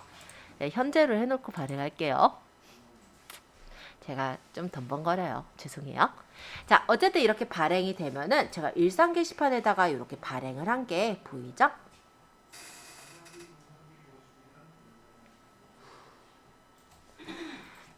아까 말씀드린 대로 동영상도 이렇게 들어가 있는데 클릭해서 보면은 동영상이 바로 재생이 되는 거고 여기서 요거 지도 같은 경우도 만약에 내가 이 회사가 만약 예약이 있다면 예약을 걸어가지고 뭐 설정을 한다든지 이런 것들이 가능하게 돼요. 그리고 요거는 이제 유튜브 동영상이잖아요. 제가 플레이 눌러보면은 로그인 이렇게 하시고 이 여기 포스팅 블로그 탭을 안에서 보시면은 이렇게 여기 내 블로그 방영이 있어요. 나와요. 이렇게 바로 들어갈게요. 보여지게 되거든요. 그러면 그렇기 때문에 블로그 탭으로 들어가집니다. 사람들이 저는 보는 이미 것이 만들어져 어차피 있는 내 블로그 블로그라 안에서 이렇게 오랫동안 뜨는 거고 머무르게 되죠. 여러분들도 아마 그래서 기존의 네이버를 블로그에서도 만드셨다면 어떻게 블로그는 재생이 아마 되는 만들어져 동안 있을 사람들이 거예요. 머물러서 보게 되기 아니면 때문에 오늘 재생 들어간 경우는 이제 블로그를 그 만들기에 바로 페이지의 뜨긴 하더라고요. 그 체류 시간 그래서 에도 일단은 많이 도움이 이렇게 될 참을 거고 띄워주세요. 실제 여기서부터 이거를 제가 한번 확인을 만약에 해볼게요. 내가 이걸 다 보고 유튜브를 가서 보겠다면 유튜브에서 보기 하나 또 보시는 분도 있을 거니까 내가 오늘 유튜브 채널을 더 알리는 데도 또 도움이 될 거예요. 그리고 아까 요거는 파일은 우리가 뭐 예를 들어서 근로계약서라든지 어떤 뭐 계약서 같은 것들은 사람들이 자주 찾는 어떤 포스팅의 내용 중에 하나거든요. 만약에 내 사업과 관련된 어떤 문서 같은 게 있다면 그런 것들을 사람들이 많이 찾는다면 이렇게 내 블로그에 찾아와서 가져갈 수 있도록 해주신다면 방문을 더 많이 하게 되는 그런 경우도 생길 거니까 참고해 주시고요. 요거는 아까 제가 쇼핑몰 연결했던 거죠. 만약 이렇게 클릭해서 들어가면 바로 이렇게 상품을 보고 내가 만약 마음에 들면 구매까지 이루어질 수 있게 해줄 수 있으니까, 만약에 상품을 파시는 분들의 경우는 내 상품에 대한 후기글 형태도 괜찮고요. 정보를 전달하는 형태도 괜찮아요. 포스팅을 작성하시고 이렇게 내 상품으로 갈 수 있게 연결까지 지어주시면 좋을 것 같아요. 자, 간단하게 포스팅하는 내용들은 쭉 한번 설명을 드렸고요. 이제 우리가 직접 포스팅을 해볼 겁니다. 만약에 얘가 우리 상호라고 생각을 할게요. 그런데 이 상호를 매번 뭐 편집을 해서 올리지는 못하잖아요. 물론 그럴 수도 있긴 하겠지만, 그러면 이거를 유사 이미지가 되지 않도록 그냥 계속해서 저쪽 창에서도 뜨게 하고 싶다, 그러니까 띄우고 싶다라고 한다면 이 이미지에서 이미지를 복사를 하셔서 포스팅 창에다가 붙여주시면은 라이브러리에는 나오지 않은 채로 이미지가 붙여지거든요. 요런 방법을 이용하면 뭐 유사 이미지가 된다든지, 뭐 포스팅 하실 때 뭐 이미지 때문에 뭐 마이너스 되는 점수 같은 건 아마 없으실 거예요. 해서 혹시라도, 이건 이제 조금 이후의 얘기긴 한데, 내가 마케팅용으로 글을 쓸 때 보면은 똑같은 사진을 계속해서 활용하시는 경우가 있어요. 그럴 때 조금 이제 점수에 대해서 좀 이게 좀 더 유사 이미지로 찍히거나 유사 문서가 되지 않도록, 유사 이미지가 되지 않도록 하기 위한 방법일 텐데, 얘를 그냥 복사를 해서 포스팅 창에다가 붙여서 쓰시면 이렇게 라이브러리에 들어가지 않게 되니까 그것도 한번 참고해 두시면 좋을 것 같아요. 그러면 혹시 그 네이버 저는 이제 쇼핑몰이랑 같이 하니까 네. 거기에 올라가 있는 사진이랑도 겹치면 그것도 유사 이미지인가요? 원래 그렇긴 하죠. 근데 그것까지는 크게 상관없을 것 같고요. 다른 보통 데가 이제 보면은 그냥 복사했냐 그거가 유사 이미지인가요? 그쵸. 그냥 이 사진을 만약에 내가 저장을 한 게 있잖아요. 이 사진을 떠올리고 다른 포스팅에도 떠올리고 이렇게 했을 때 반복된 이미지가 계속 올라가게 되잖아요. 그런 부분에서는 유사 이미지를 쓴 걸로 처리가 될 수가 있어요. 그렇게 되면 이후에 올리는 이미지들의 경우는 아무래도 감점 사항이 되겠죠. 올려지는 부분에 대해서. 그러면 내가 이거를 내가 앞쪽에다가 그래도 내가 항상 올려야 되는 어떤 상호라고 한다면 그 상호를 그냥 복사를 해가지고 나중에 이제 포스팅 하실 때 그냥 컨트롤 V 붙여넣기 있잖아요. 붙여넣기로 붙이면은 이미지가 들어간 걸로 처리가 되지 않고 이미지는 이미지대로 보이는 그런 상태가 되거든요. 그래서 요거 같은 경우 일상 블로그 쓰시는 분들은 사실 해당되지 않고요. 보면은 뭐 과외글이라든지 뭐 요런 거 쓰시는 분들은 보면요, 좀 이런 모양들을 만들어 놓은 걸 계속 갖다가 써요. 그러니까는 물론 요 안에 이제 내용들은 다르게 적는데 이 사진들을 계속해서 갖다 쓴단 말이에요. 매번 똑같이 또 따르게 만들기가 힘드니까. 그런 분들에 해당된 내용이에요.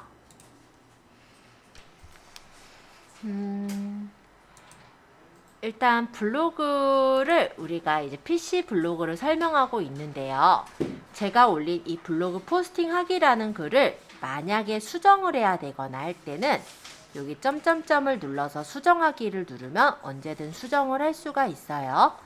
수정을 하신 후에 발행을 하시면 발행도 언제든 가능하니까 참고해 주세요.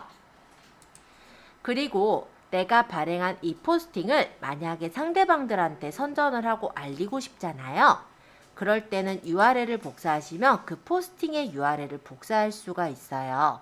이거를 간단히 말하면 우리 뭐 단톡방이나 이런 데다가 붙여넣기 해서 요 URL을 홍보하시는 것도 가능하겠죠. 그리고 이 블로그 포스팅하기라는 것에 대해서 이 게시글의 통계를 따로 볼 수도 있습니다.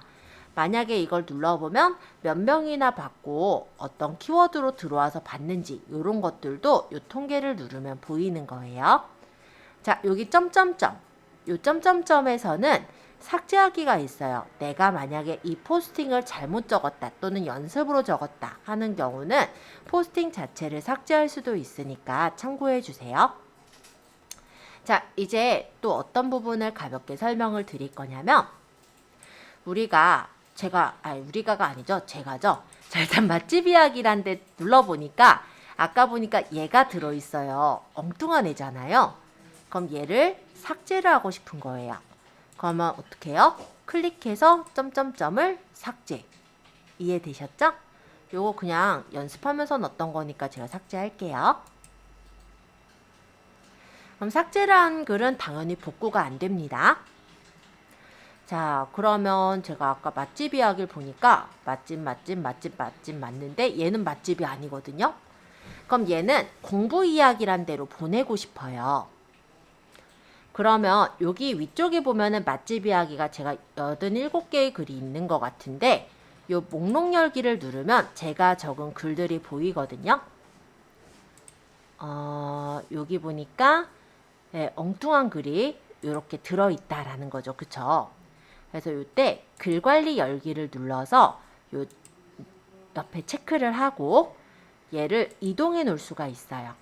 내가 실수로 포스팅을 할 때 위쪽에 카테고리를 선택을 안 한 경우죠. 그쵸? 그랬을 때 이런 식으로 내가 원하는 그 카테고리로 이동도 가능하니까 참고해 주세요. 그래서 카테고리를 잘못 찾아서 올렸다라고 해서 뭐 지우고 다시 쓰실 필요는 없고요. 이런 식으로 카테고리 이동이 가능하니까 참고하시면 될 것 같습니다. 그러면 제가 PC 상태의 블로그는 다 설명한 것 같아요.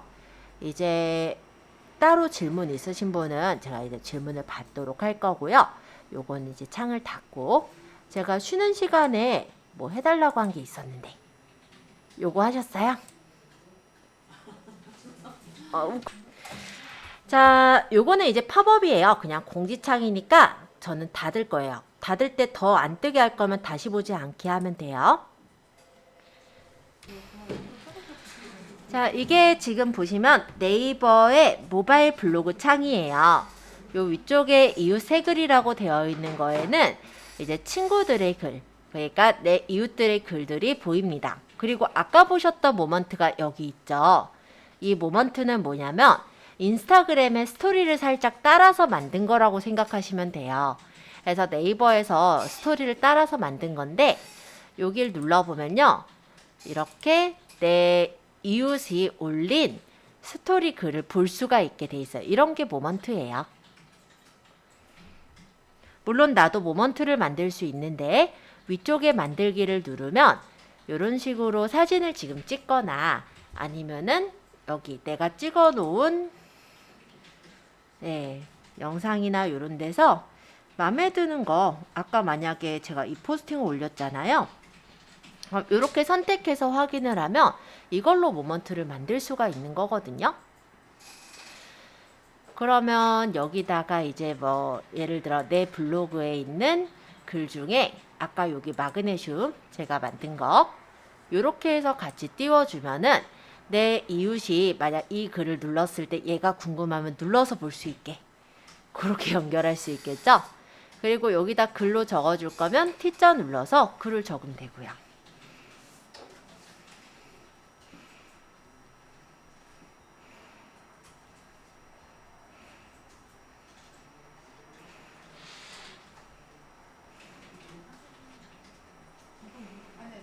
대략적으로 이렇게 디자인은 마음에 드는 걸 눌러서 꾸밀 수도 있고 색깔을 설정하거나 투명도를 조절하는 것도 가능합니다.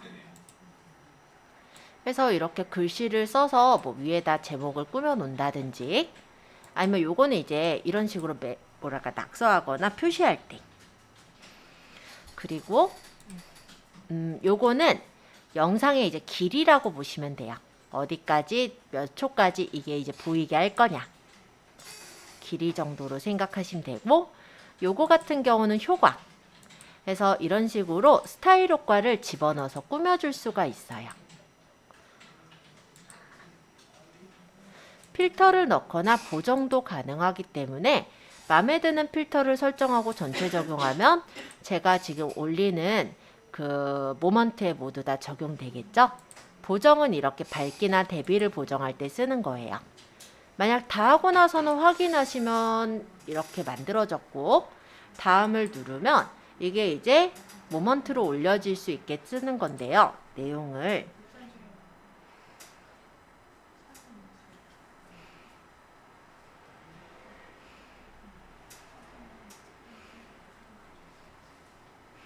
뭐 대략적으로 적고 만약 등록을 했다라고 한다면 이런 식으로 모먼트가 등록이 돼요. 그러면 저랑 이웃관계인 사람들의 이 블로그 탭 상단에 24시간 동안 제 이 모먼트가 보여지게 되고 24시간 이후에는 모먼트가 사라져요. 그러니까 이게 사실 인스타그램의 스토리를 그대로 따라 만든 거예요. 그런데 사실 그렇게 뜨진 못했어요. 그래서 뭐 이런 것도 있구나 정도로만 보시고 넘어가시면 될 것 같아요. 어쨌든 제가 뜨는 거 잠깐 보여드리고 나머지 더 말씀드릴게요.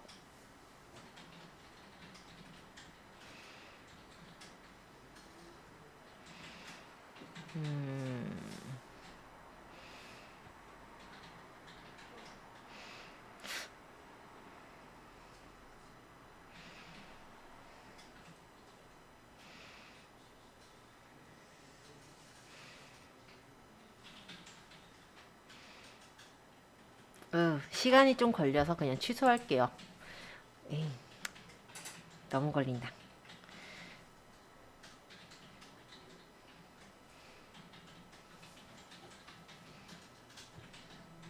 그냥 제가 모먼트는 제가 닫을게요. 자, 어쨌든 모먼트는 그런 식으로 해서 만드는 거다라고 생각하시면 돼요. 그래서 그리 어려운 기능은 아니니까 그 정도 말씀드리고 이 밑에 있는 걸 말씀해 볼게요. 자, 보니까 제 이웃 중에는 오뚜기 님이 24분 전에 블루어플로 영상 편집하기라는 게시글을 올렸네요. 근데 사진은 안 올렸다 보니까 이렇게 표시가 돼 있고요. 그 전에 또 25분 전엔 더 피카샵이라는 분이 사진과 함께 이렇게 게시글을 올린 것 같아요. 만약에 제가 이 글을 보겠다라고 한다면 여기를 눌러보면은 이 오뚜기님께서 적으신 게시글을 볼 수가 있게 되고요. 그러면 이렇게 올린 게시글이 있는데 이 블로로 요게 이제 24분 전에 올린 거는 제목만 올리셨네요. 어쨌든 여길 들어가 보면은 이렇게 적으셨거든요. 그러니까는 제목 적고 유튜브 포스팅 하나 이렇게 아마 올려놓으신 것 같아요. 근데 이렇게만 하지 마시고 이제 내용도 적고 사진도 좀 넣어주세요. 그렇게 해야 돼요. 자, 어쨌든 만약에 공감을 누르거나 댓글을 적고자 한다면 바로 이렇게 글 댓글도 입력할 수가 있어요.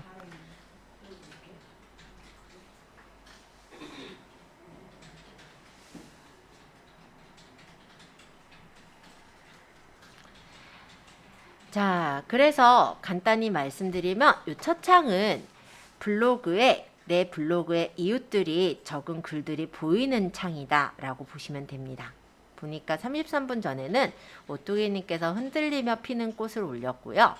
35분 전에는 뭐 어느 멋진 날이라는 분이 뭐 글을 올린 거 이런 것들이 이렇게 보이네요. 그리고 마켓플레이스라고 해서 네이버에서는 블로그 마켓도 운영을 하고 있는데요. 블로그 마켓에서 파는 것들은 이렇게 마켓플레이스라는 곳에서 보이게 돼요. 만약 누르게 되면은 마켓플레이스에서 팔고 있는 상품을 이렇게 볼 수도 있죠.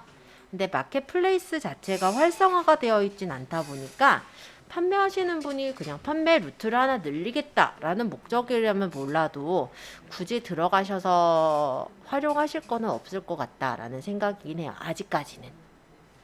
자, 어쨌든 이웃의 글은 이런 정도로 이해해 주시면 되겠고요. 두 번째, 요 메뉴를 좀 보도록 할게요.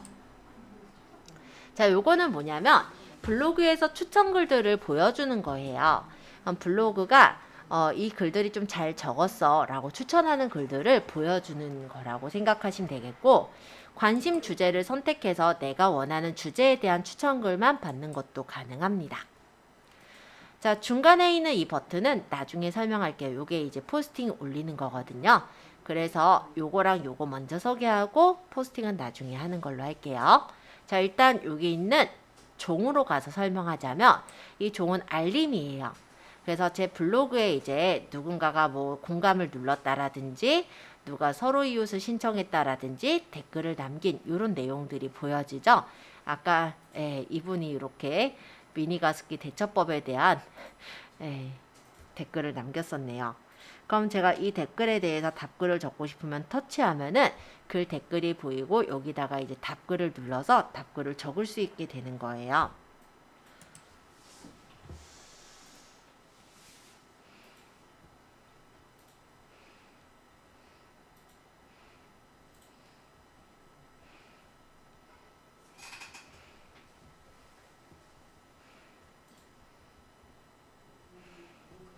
그 PC에서는 볼 수 없어요? 아니요. 볼 수 있죠. 어떻게 봐요?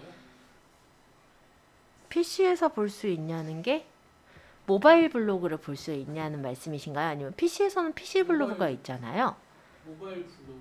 모바일 블로그 형태로 보셔야 된다라고 한다면 실제 모바일 블로그는 모바일 블로그 앱을 설치해가지고 보는 거잖아요. 그렇기 때문에 PC에서 굳이 모바일 블로그로 볼 일은 별로 없기는 해요. 글쎄, 모바일 블로그로 PC에서 모바일 블로그로 볼 일이 사실은 별로 없는데 만약 모바일 형태로 봐야 된다면 아마 그 네이버에 보시면은 그 네이버에서 만든 그 블로그랜다 그 웹 브라우저가 있거든요. 지금 저는 깔려 있지가 않아가지고 지금 안 보이는데 거기서 이제 모바일 형태로 보는 게 가능해서 그건 가능하실 건데 어플로 열리는 건 또 아닐 거라서 모바일 블로그 어플은 핸드폰에서 진행하는 게 맞을 것 같아요. 자, 일단 이 정도로 정리해서 말씀드릴게요.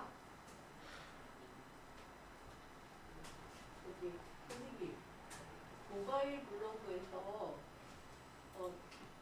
가지고 있는 다른 아이디로 접속하려면 어떻게 하나요? 모바일 블로그에서 다른 아이디로 접속을 해서 보고자 할 때는요. 여기 사람 모양 보이세요? 네. 여길 눌러서 여기 위쪽에 보면 석삼자 보이세요? 네.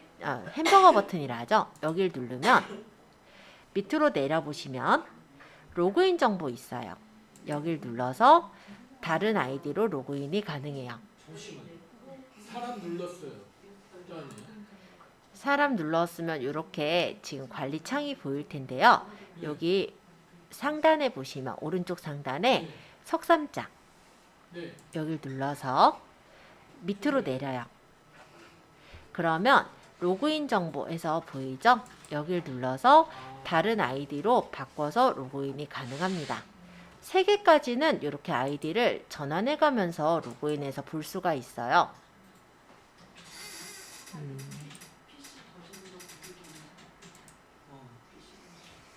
좀 중요한 거고 지금 옛날 거에다 만들어서 새로운 거에다 만들어야 이렇게 3개까지는 네, 로그인을 쉽게 바꿔가면서 작업을 할 수가 있거든요. 다른 거는 이제 아이디 비밀번호를 적어서 해야 되지만 3개까지는 적어놓고 계속해서 그냥 변경해가면서 작업할 수가 있어요.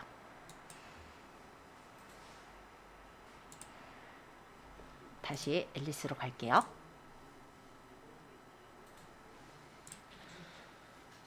자, 그러면 여기 있는 이 사람 모양, 여기를 이제 조금 더 설명할 차례인데 지금 제 블로그에 이 배경 보이세요? 이 배경은 PC에 있는 그 사진하고 다를 거예요. 그쵸? 이 배경은 PC 블로그에서는 제 블로그에서 이런 배경이 떠요. 근데 지금 보면은 다른 그림이죠. 이게 어떤 그림이 뜨는 거냐면 내 블로그에 로그인을 내가 풀었구나.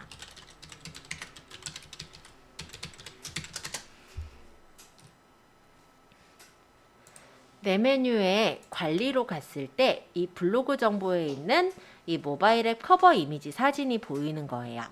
그래서 여기에다가 가급적이면은 이렇게 PC로 들어갔을 때랑 모바일로 들어갔을 때 같은 느낌이어야 되잖아요. 그래서 내가 올렸던 스캔이라든지 타이틀을 가급적이면 이 모바일에 커버 이미지로도 넣어두시는 걸 추천드립니다. 자, 그리고 여기 있는 메뉴들의 내용들을 좀 소개를 해드릴 건데요. 여기 홈 편집을 누르기 전에 보시면 제 메뉴에서는 소개가 보이고요. 그리고 여기 이렇게 주소가 연결돼 있어요. 그래서 여기를 누르면 인스타그램으로 넘어가지고 뭐 여기를 누르면 카카오톡으로 채팅을 할 수 있게 채팅방으로 넘어가지곤 하는데요. 그죠? 어디 눌렀어요? 순서에.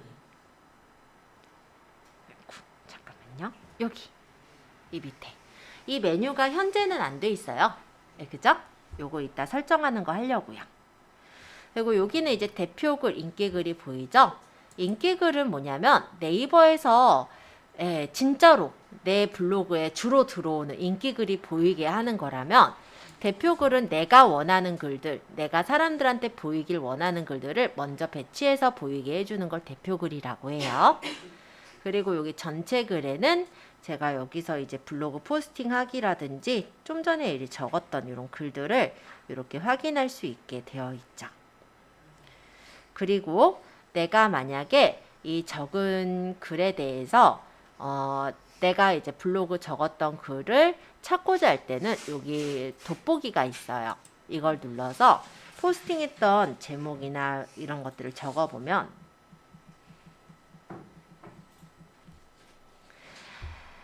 이런 식으로 제가 카카오라고 해서 글 적었던 것들이 이런 식으로 쭉 정리가 돼서 나오니까 내가 예전에 적었던 글을 찾으실 때도 활용해서 블로그 포스팅을 찾아보실 수가 있습니다.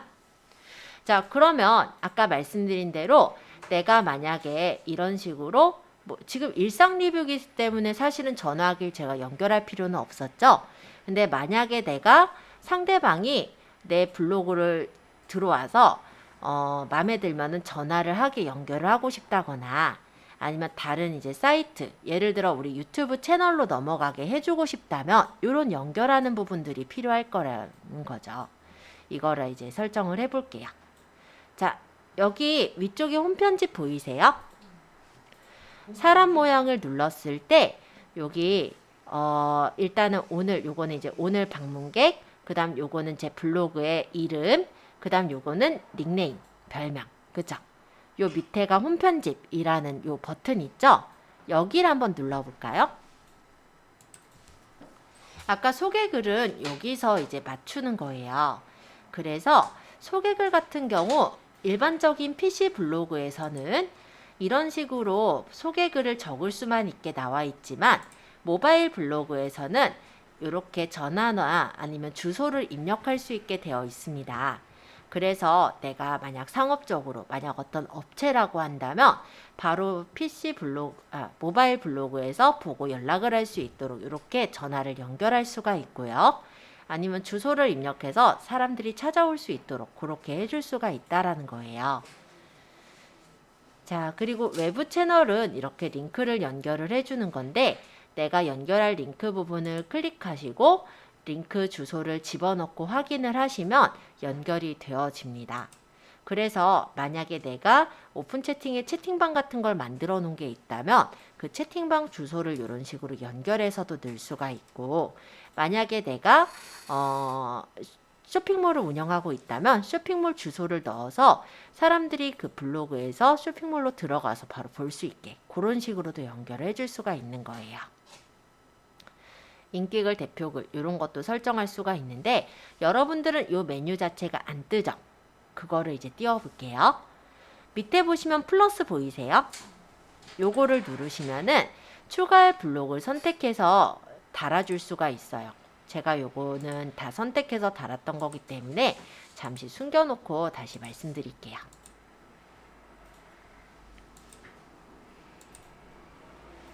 자, 여기 플러스를 누르면 이렇게 추가할 블록을 선택하세요 라고 뜰 거고요. 여기서 내가 앞에 띄우고 싶은 블록을 선택하시면 이렇게 앞에 블록이 띄워지게 되는 거예요. 그리고 또 다른 블록을 추가할 거면 또 플러스를 눌러서 내가 추가하고 싶은 블록을 그 다음 블록 선택을 해주시면 되겠죠. 아까 제가 URL 연결한 게 외부 채널이니까 여러분들 외부 채널 하나 추가해 볼까요? 자, 이렇게 누르면 외부 채널이 나오고 보통 연결이 안 돼 있으면은 이렇게 나오겠죠. 플러스 표시만. 우리 유튜브 채널 있으니까 유튜브 채널을 연결을 해 볼게요. 그러면 유튜브 채널 주소 아세요? 알리가. 그죠?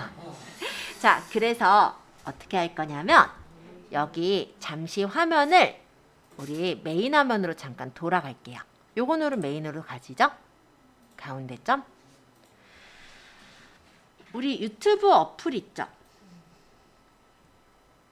유튜브 어플. 응? 유튜브 어플.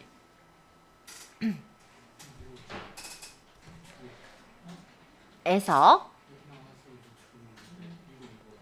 요 오른쪽 상단에 버튼이 있어요. 그쵸? 이 버튼을 눌러서 내 채널을 가볼까요? 저는 친절한 수정쌤으로 연결할 거면 채널을 바꿔야겠네요. 자, 내 채널로 가볼게요, 이제. 그러면 이게 이제 제 채널이잖아요. 그쵸?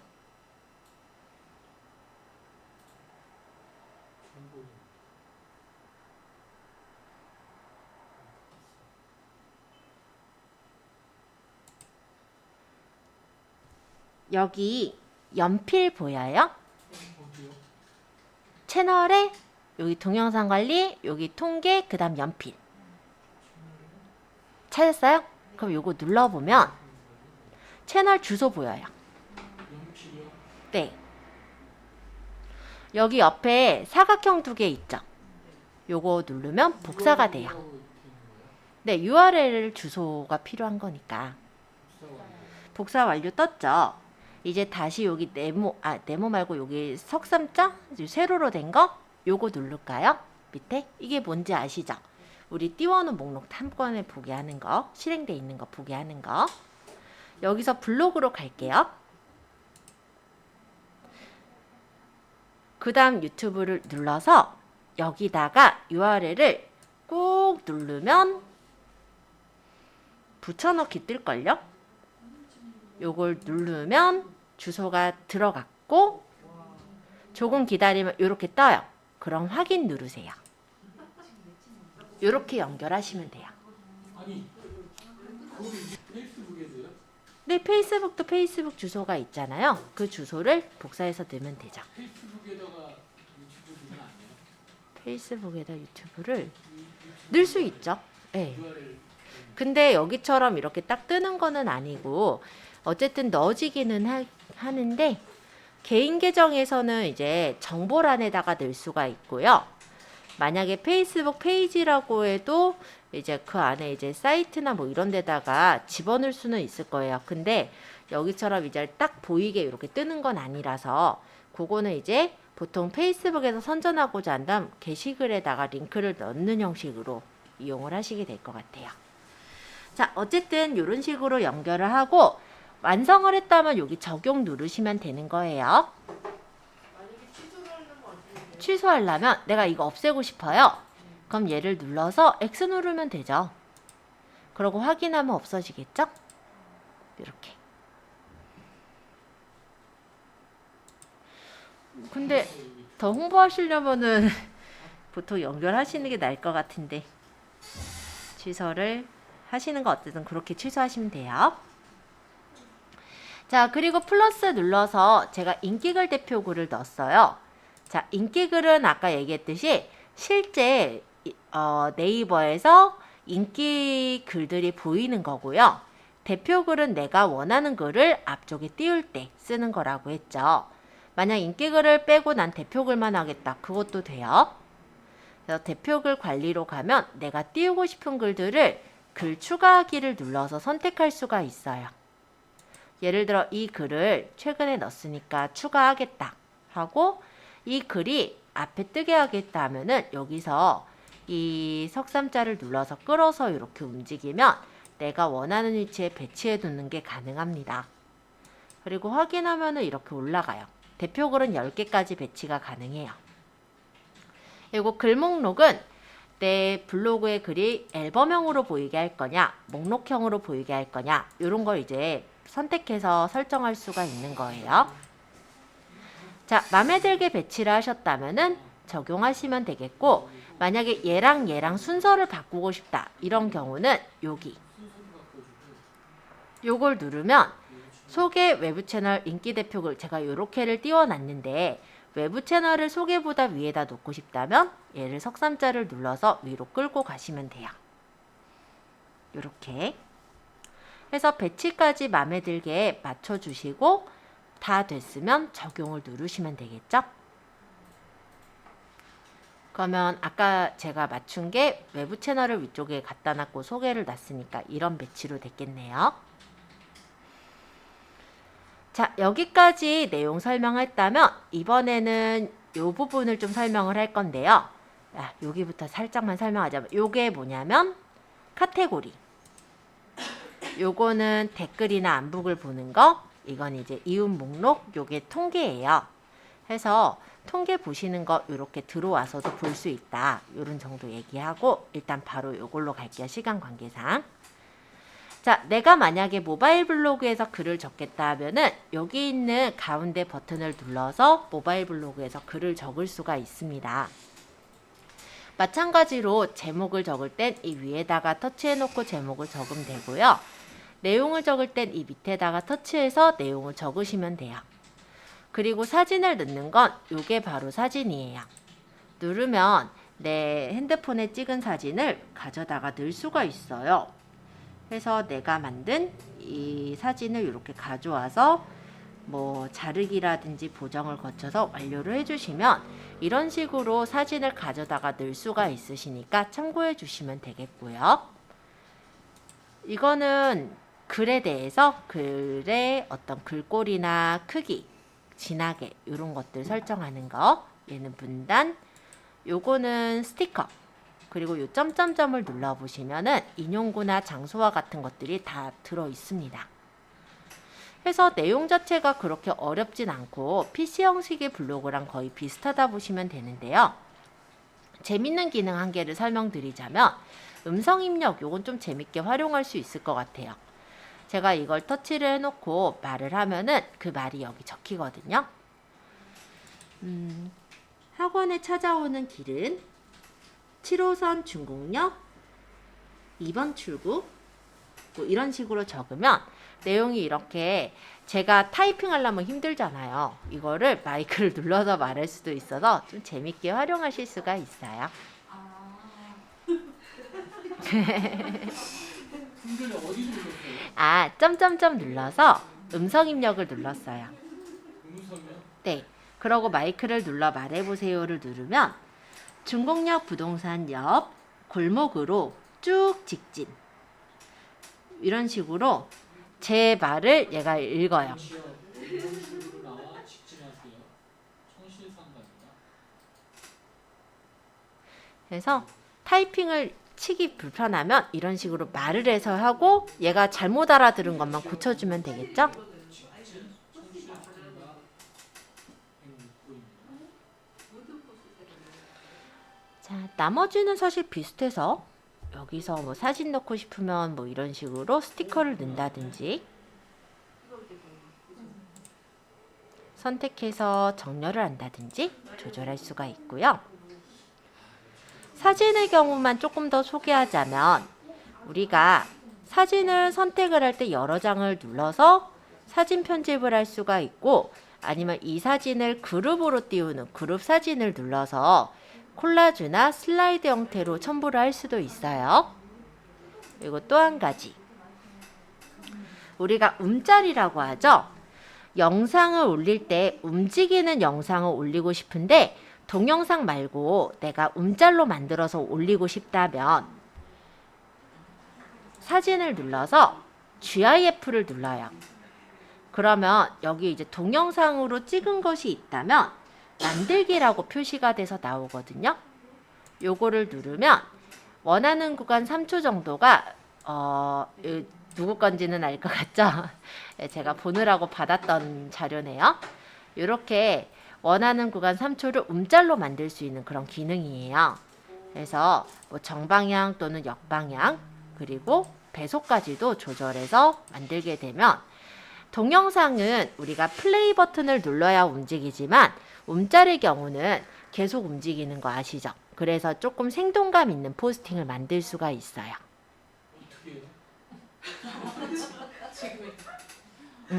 어떻게 냐면 잠깐만요. 제가 움짤을 만든 거는 간단하게 설명을 드리면 일단 동영상을 찍는 거예요. 짤막하게. 한 뭐 15초? 뭐 10초 이 정도밖에 안 찍어요. 왜냐면 어차피 그 중에 3초밖에 안 되니까. 그러고 여기 사진을 눌러요. 그럼 GIF 보이죠? 이 GIF를 눌러서 여기 보시면은 일반 사진은 그냥 이렇게 표시가 되는데 내가 동영상을 찍은 게 있다면 만들기라고 표시가 나와요. 얘를 눌러요. 그러면 이 구간 중에 내가 원하는 3초를 고를 수가 있어요. 물론 3초보다 짧게 주는 건 아마 가능할 거예요. 자, 어쨌든 체크하고 네, 3초만. 짤막하게 되는 거예요. 짧게 하려면 줄이면 돼요. 그리고 저는 이거를 그대로 올릴 거면 체크. 그럼 이게 움짤이 되는 거예요. 그래서 예를 들어 화장품 리뷰 같은 경우 화장품을 떨어뜨려서 질감 떨어지는 질감 있잖아요. 뚝 이렇게 흐르는 거. 그런 것들을 포스팅에다가 넣기도 하죠. 이따가 올리고 나서 움직여질 거니까 이따 살짝 보여드릴게요. 지금 홈편집 안에 들어있는 거예요? 네? 홈편집이 아니라 지금 설명드리는 거는 게시글로 넘어간 상태거든요. 게시글이요? 네. 지금 이미 아까 요거 음성 입력 눌러보셨으면은 아마 지금 창이 맞을 건데. 자, 여기서 요 카메라 버튼 눌러서 여기서 GIF를 눌러서 만든 거예요. 그리고 여기 동영상은요. PC 동영상과 조금 다른 점이 있어요. 그래서 추가로 설명드리면 동영상을 이렇게 찍을 수도 있지만 내가 만약에 동영상을 올리겠다라고 한다면 동영상을 선택하시면 되거든요. 예를 들어 제가 짤막하니까 그냥 이 동영상으로 해볼게요. 자, 이렇게 선택하고 동영상 편집을 하면 PC에서는 그냥 동영상을 올릴 수밖에 없었잖아요. 근데 이 모바일에서는 동영상에 글씨를 써서도 올릴 수 있어요. 더블 탭해서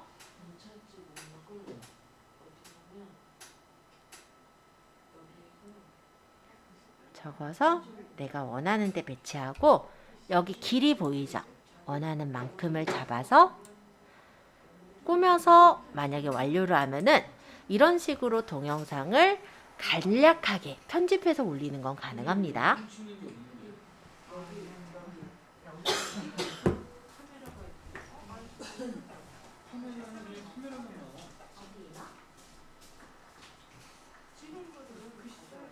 영상을 찍으신 거를 찍을 수는 없어요.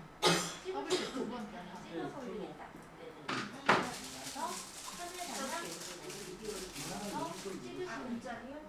아니요. 찍은 걸 아니요. 아무것도 안 한 상태에서 그래야 이게 가능한 그렇게 애들만 하면은 만들어지고 확인시켜서 이거를 골라가지고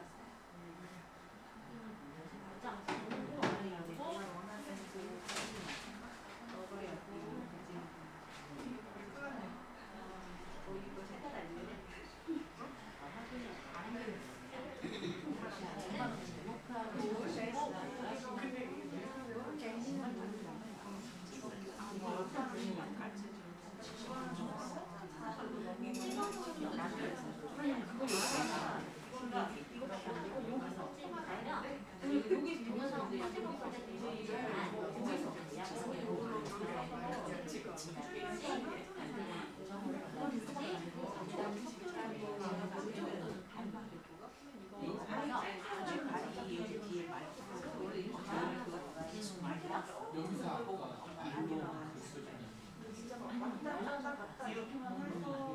아까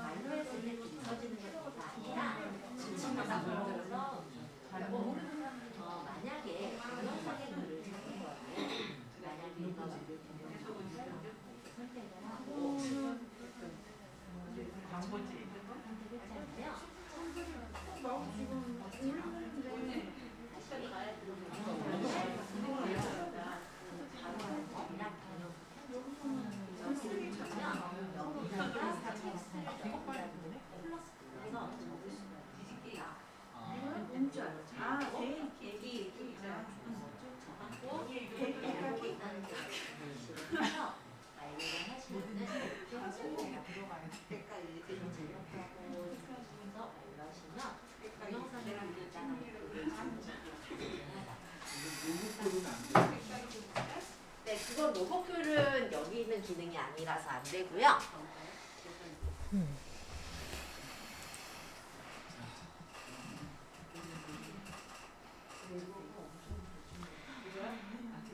자, 나머지는 아까 설명드렸던 거랑 거의 비슷하니까 생략을 할게요.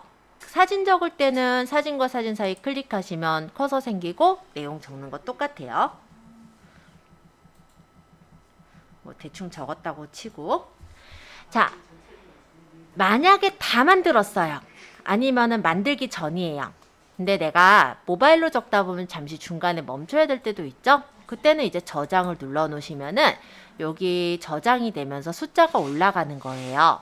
나중에 내가 블로그 글을 적다가 어디 가야 되거나 한다면은 저장을 해서 나중에 불러다가 계속 쓸 수가 있고요. 만약에 이걸 다 적었다라고 가정을 한다면 위쪽에 보시면 여기서 이제 카테고리를 고르는 거예요. 그래서 내가 올리고 싶은 카테고리를 선택하고 확인. 그 다음에 공개 설정은 전체겠죠? 그 다음에 태그 편집에 태그를 적는 거예요. 뭐 이런 식으로 적어서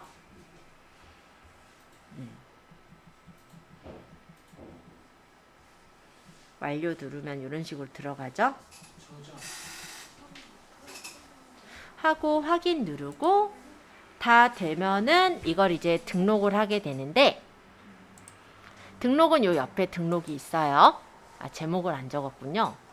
참, 급하다 보니 제목도 빼먹고. 제목은 어쨌든 적어야 되니까. 자, 그럼 여기 등록이 이렇게 녹색 버튼으로 바뀌었죠. 이때 눌러서 등록을 하면은 게시글이 올라가게 되는 거예요. 그래서 만약에 내가 작성한 글은 이런 식으로 모바일에서도 등록을 해서 올릴 수가 있고, 이렇게 모바일에서 보이는 글에 여기 점점점을 누르면 역시 마찬가지로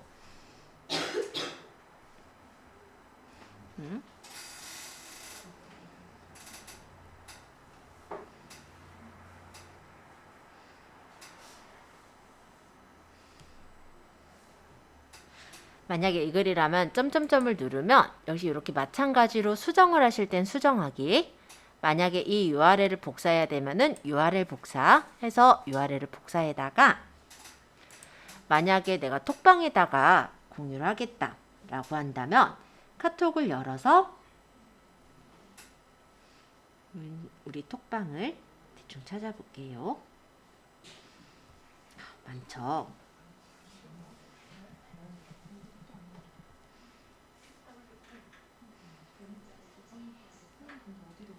톡방을 열어서 붙여넣기 하고 체크하면은 이렇게 사람들한테 톡방의 내용을 이렇게 내가 블로그에 적은 포스팅을 이렇게 공유를 해서 올릴 수가 있겠죠.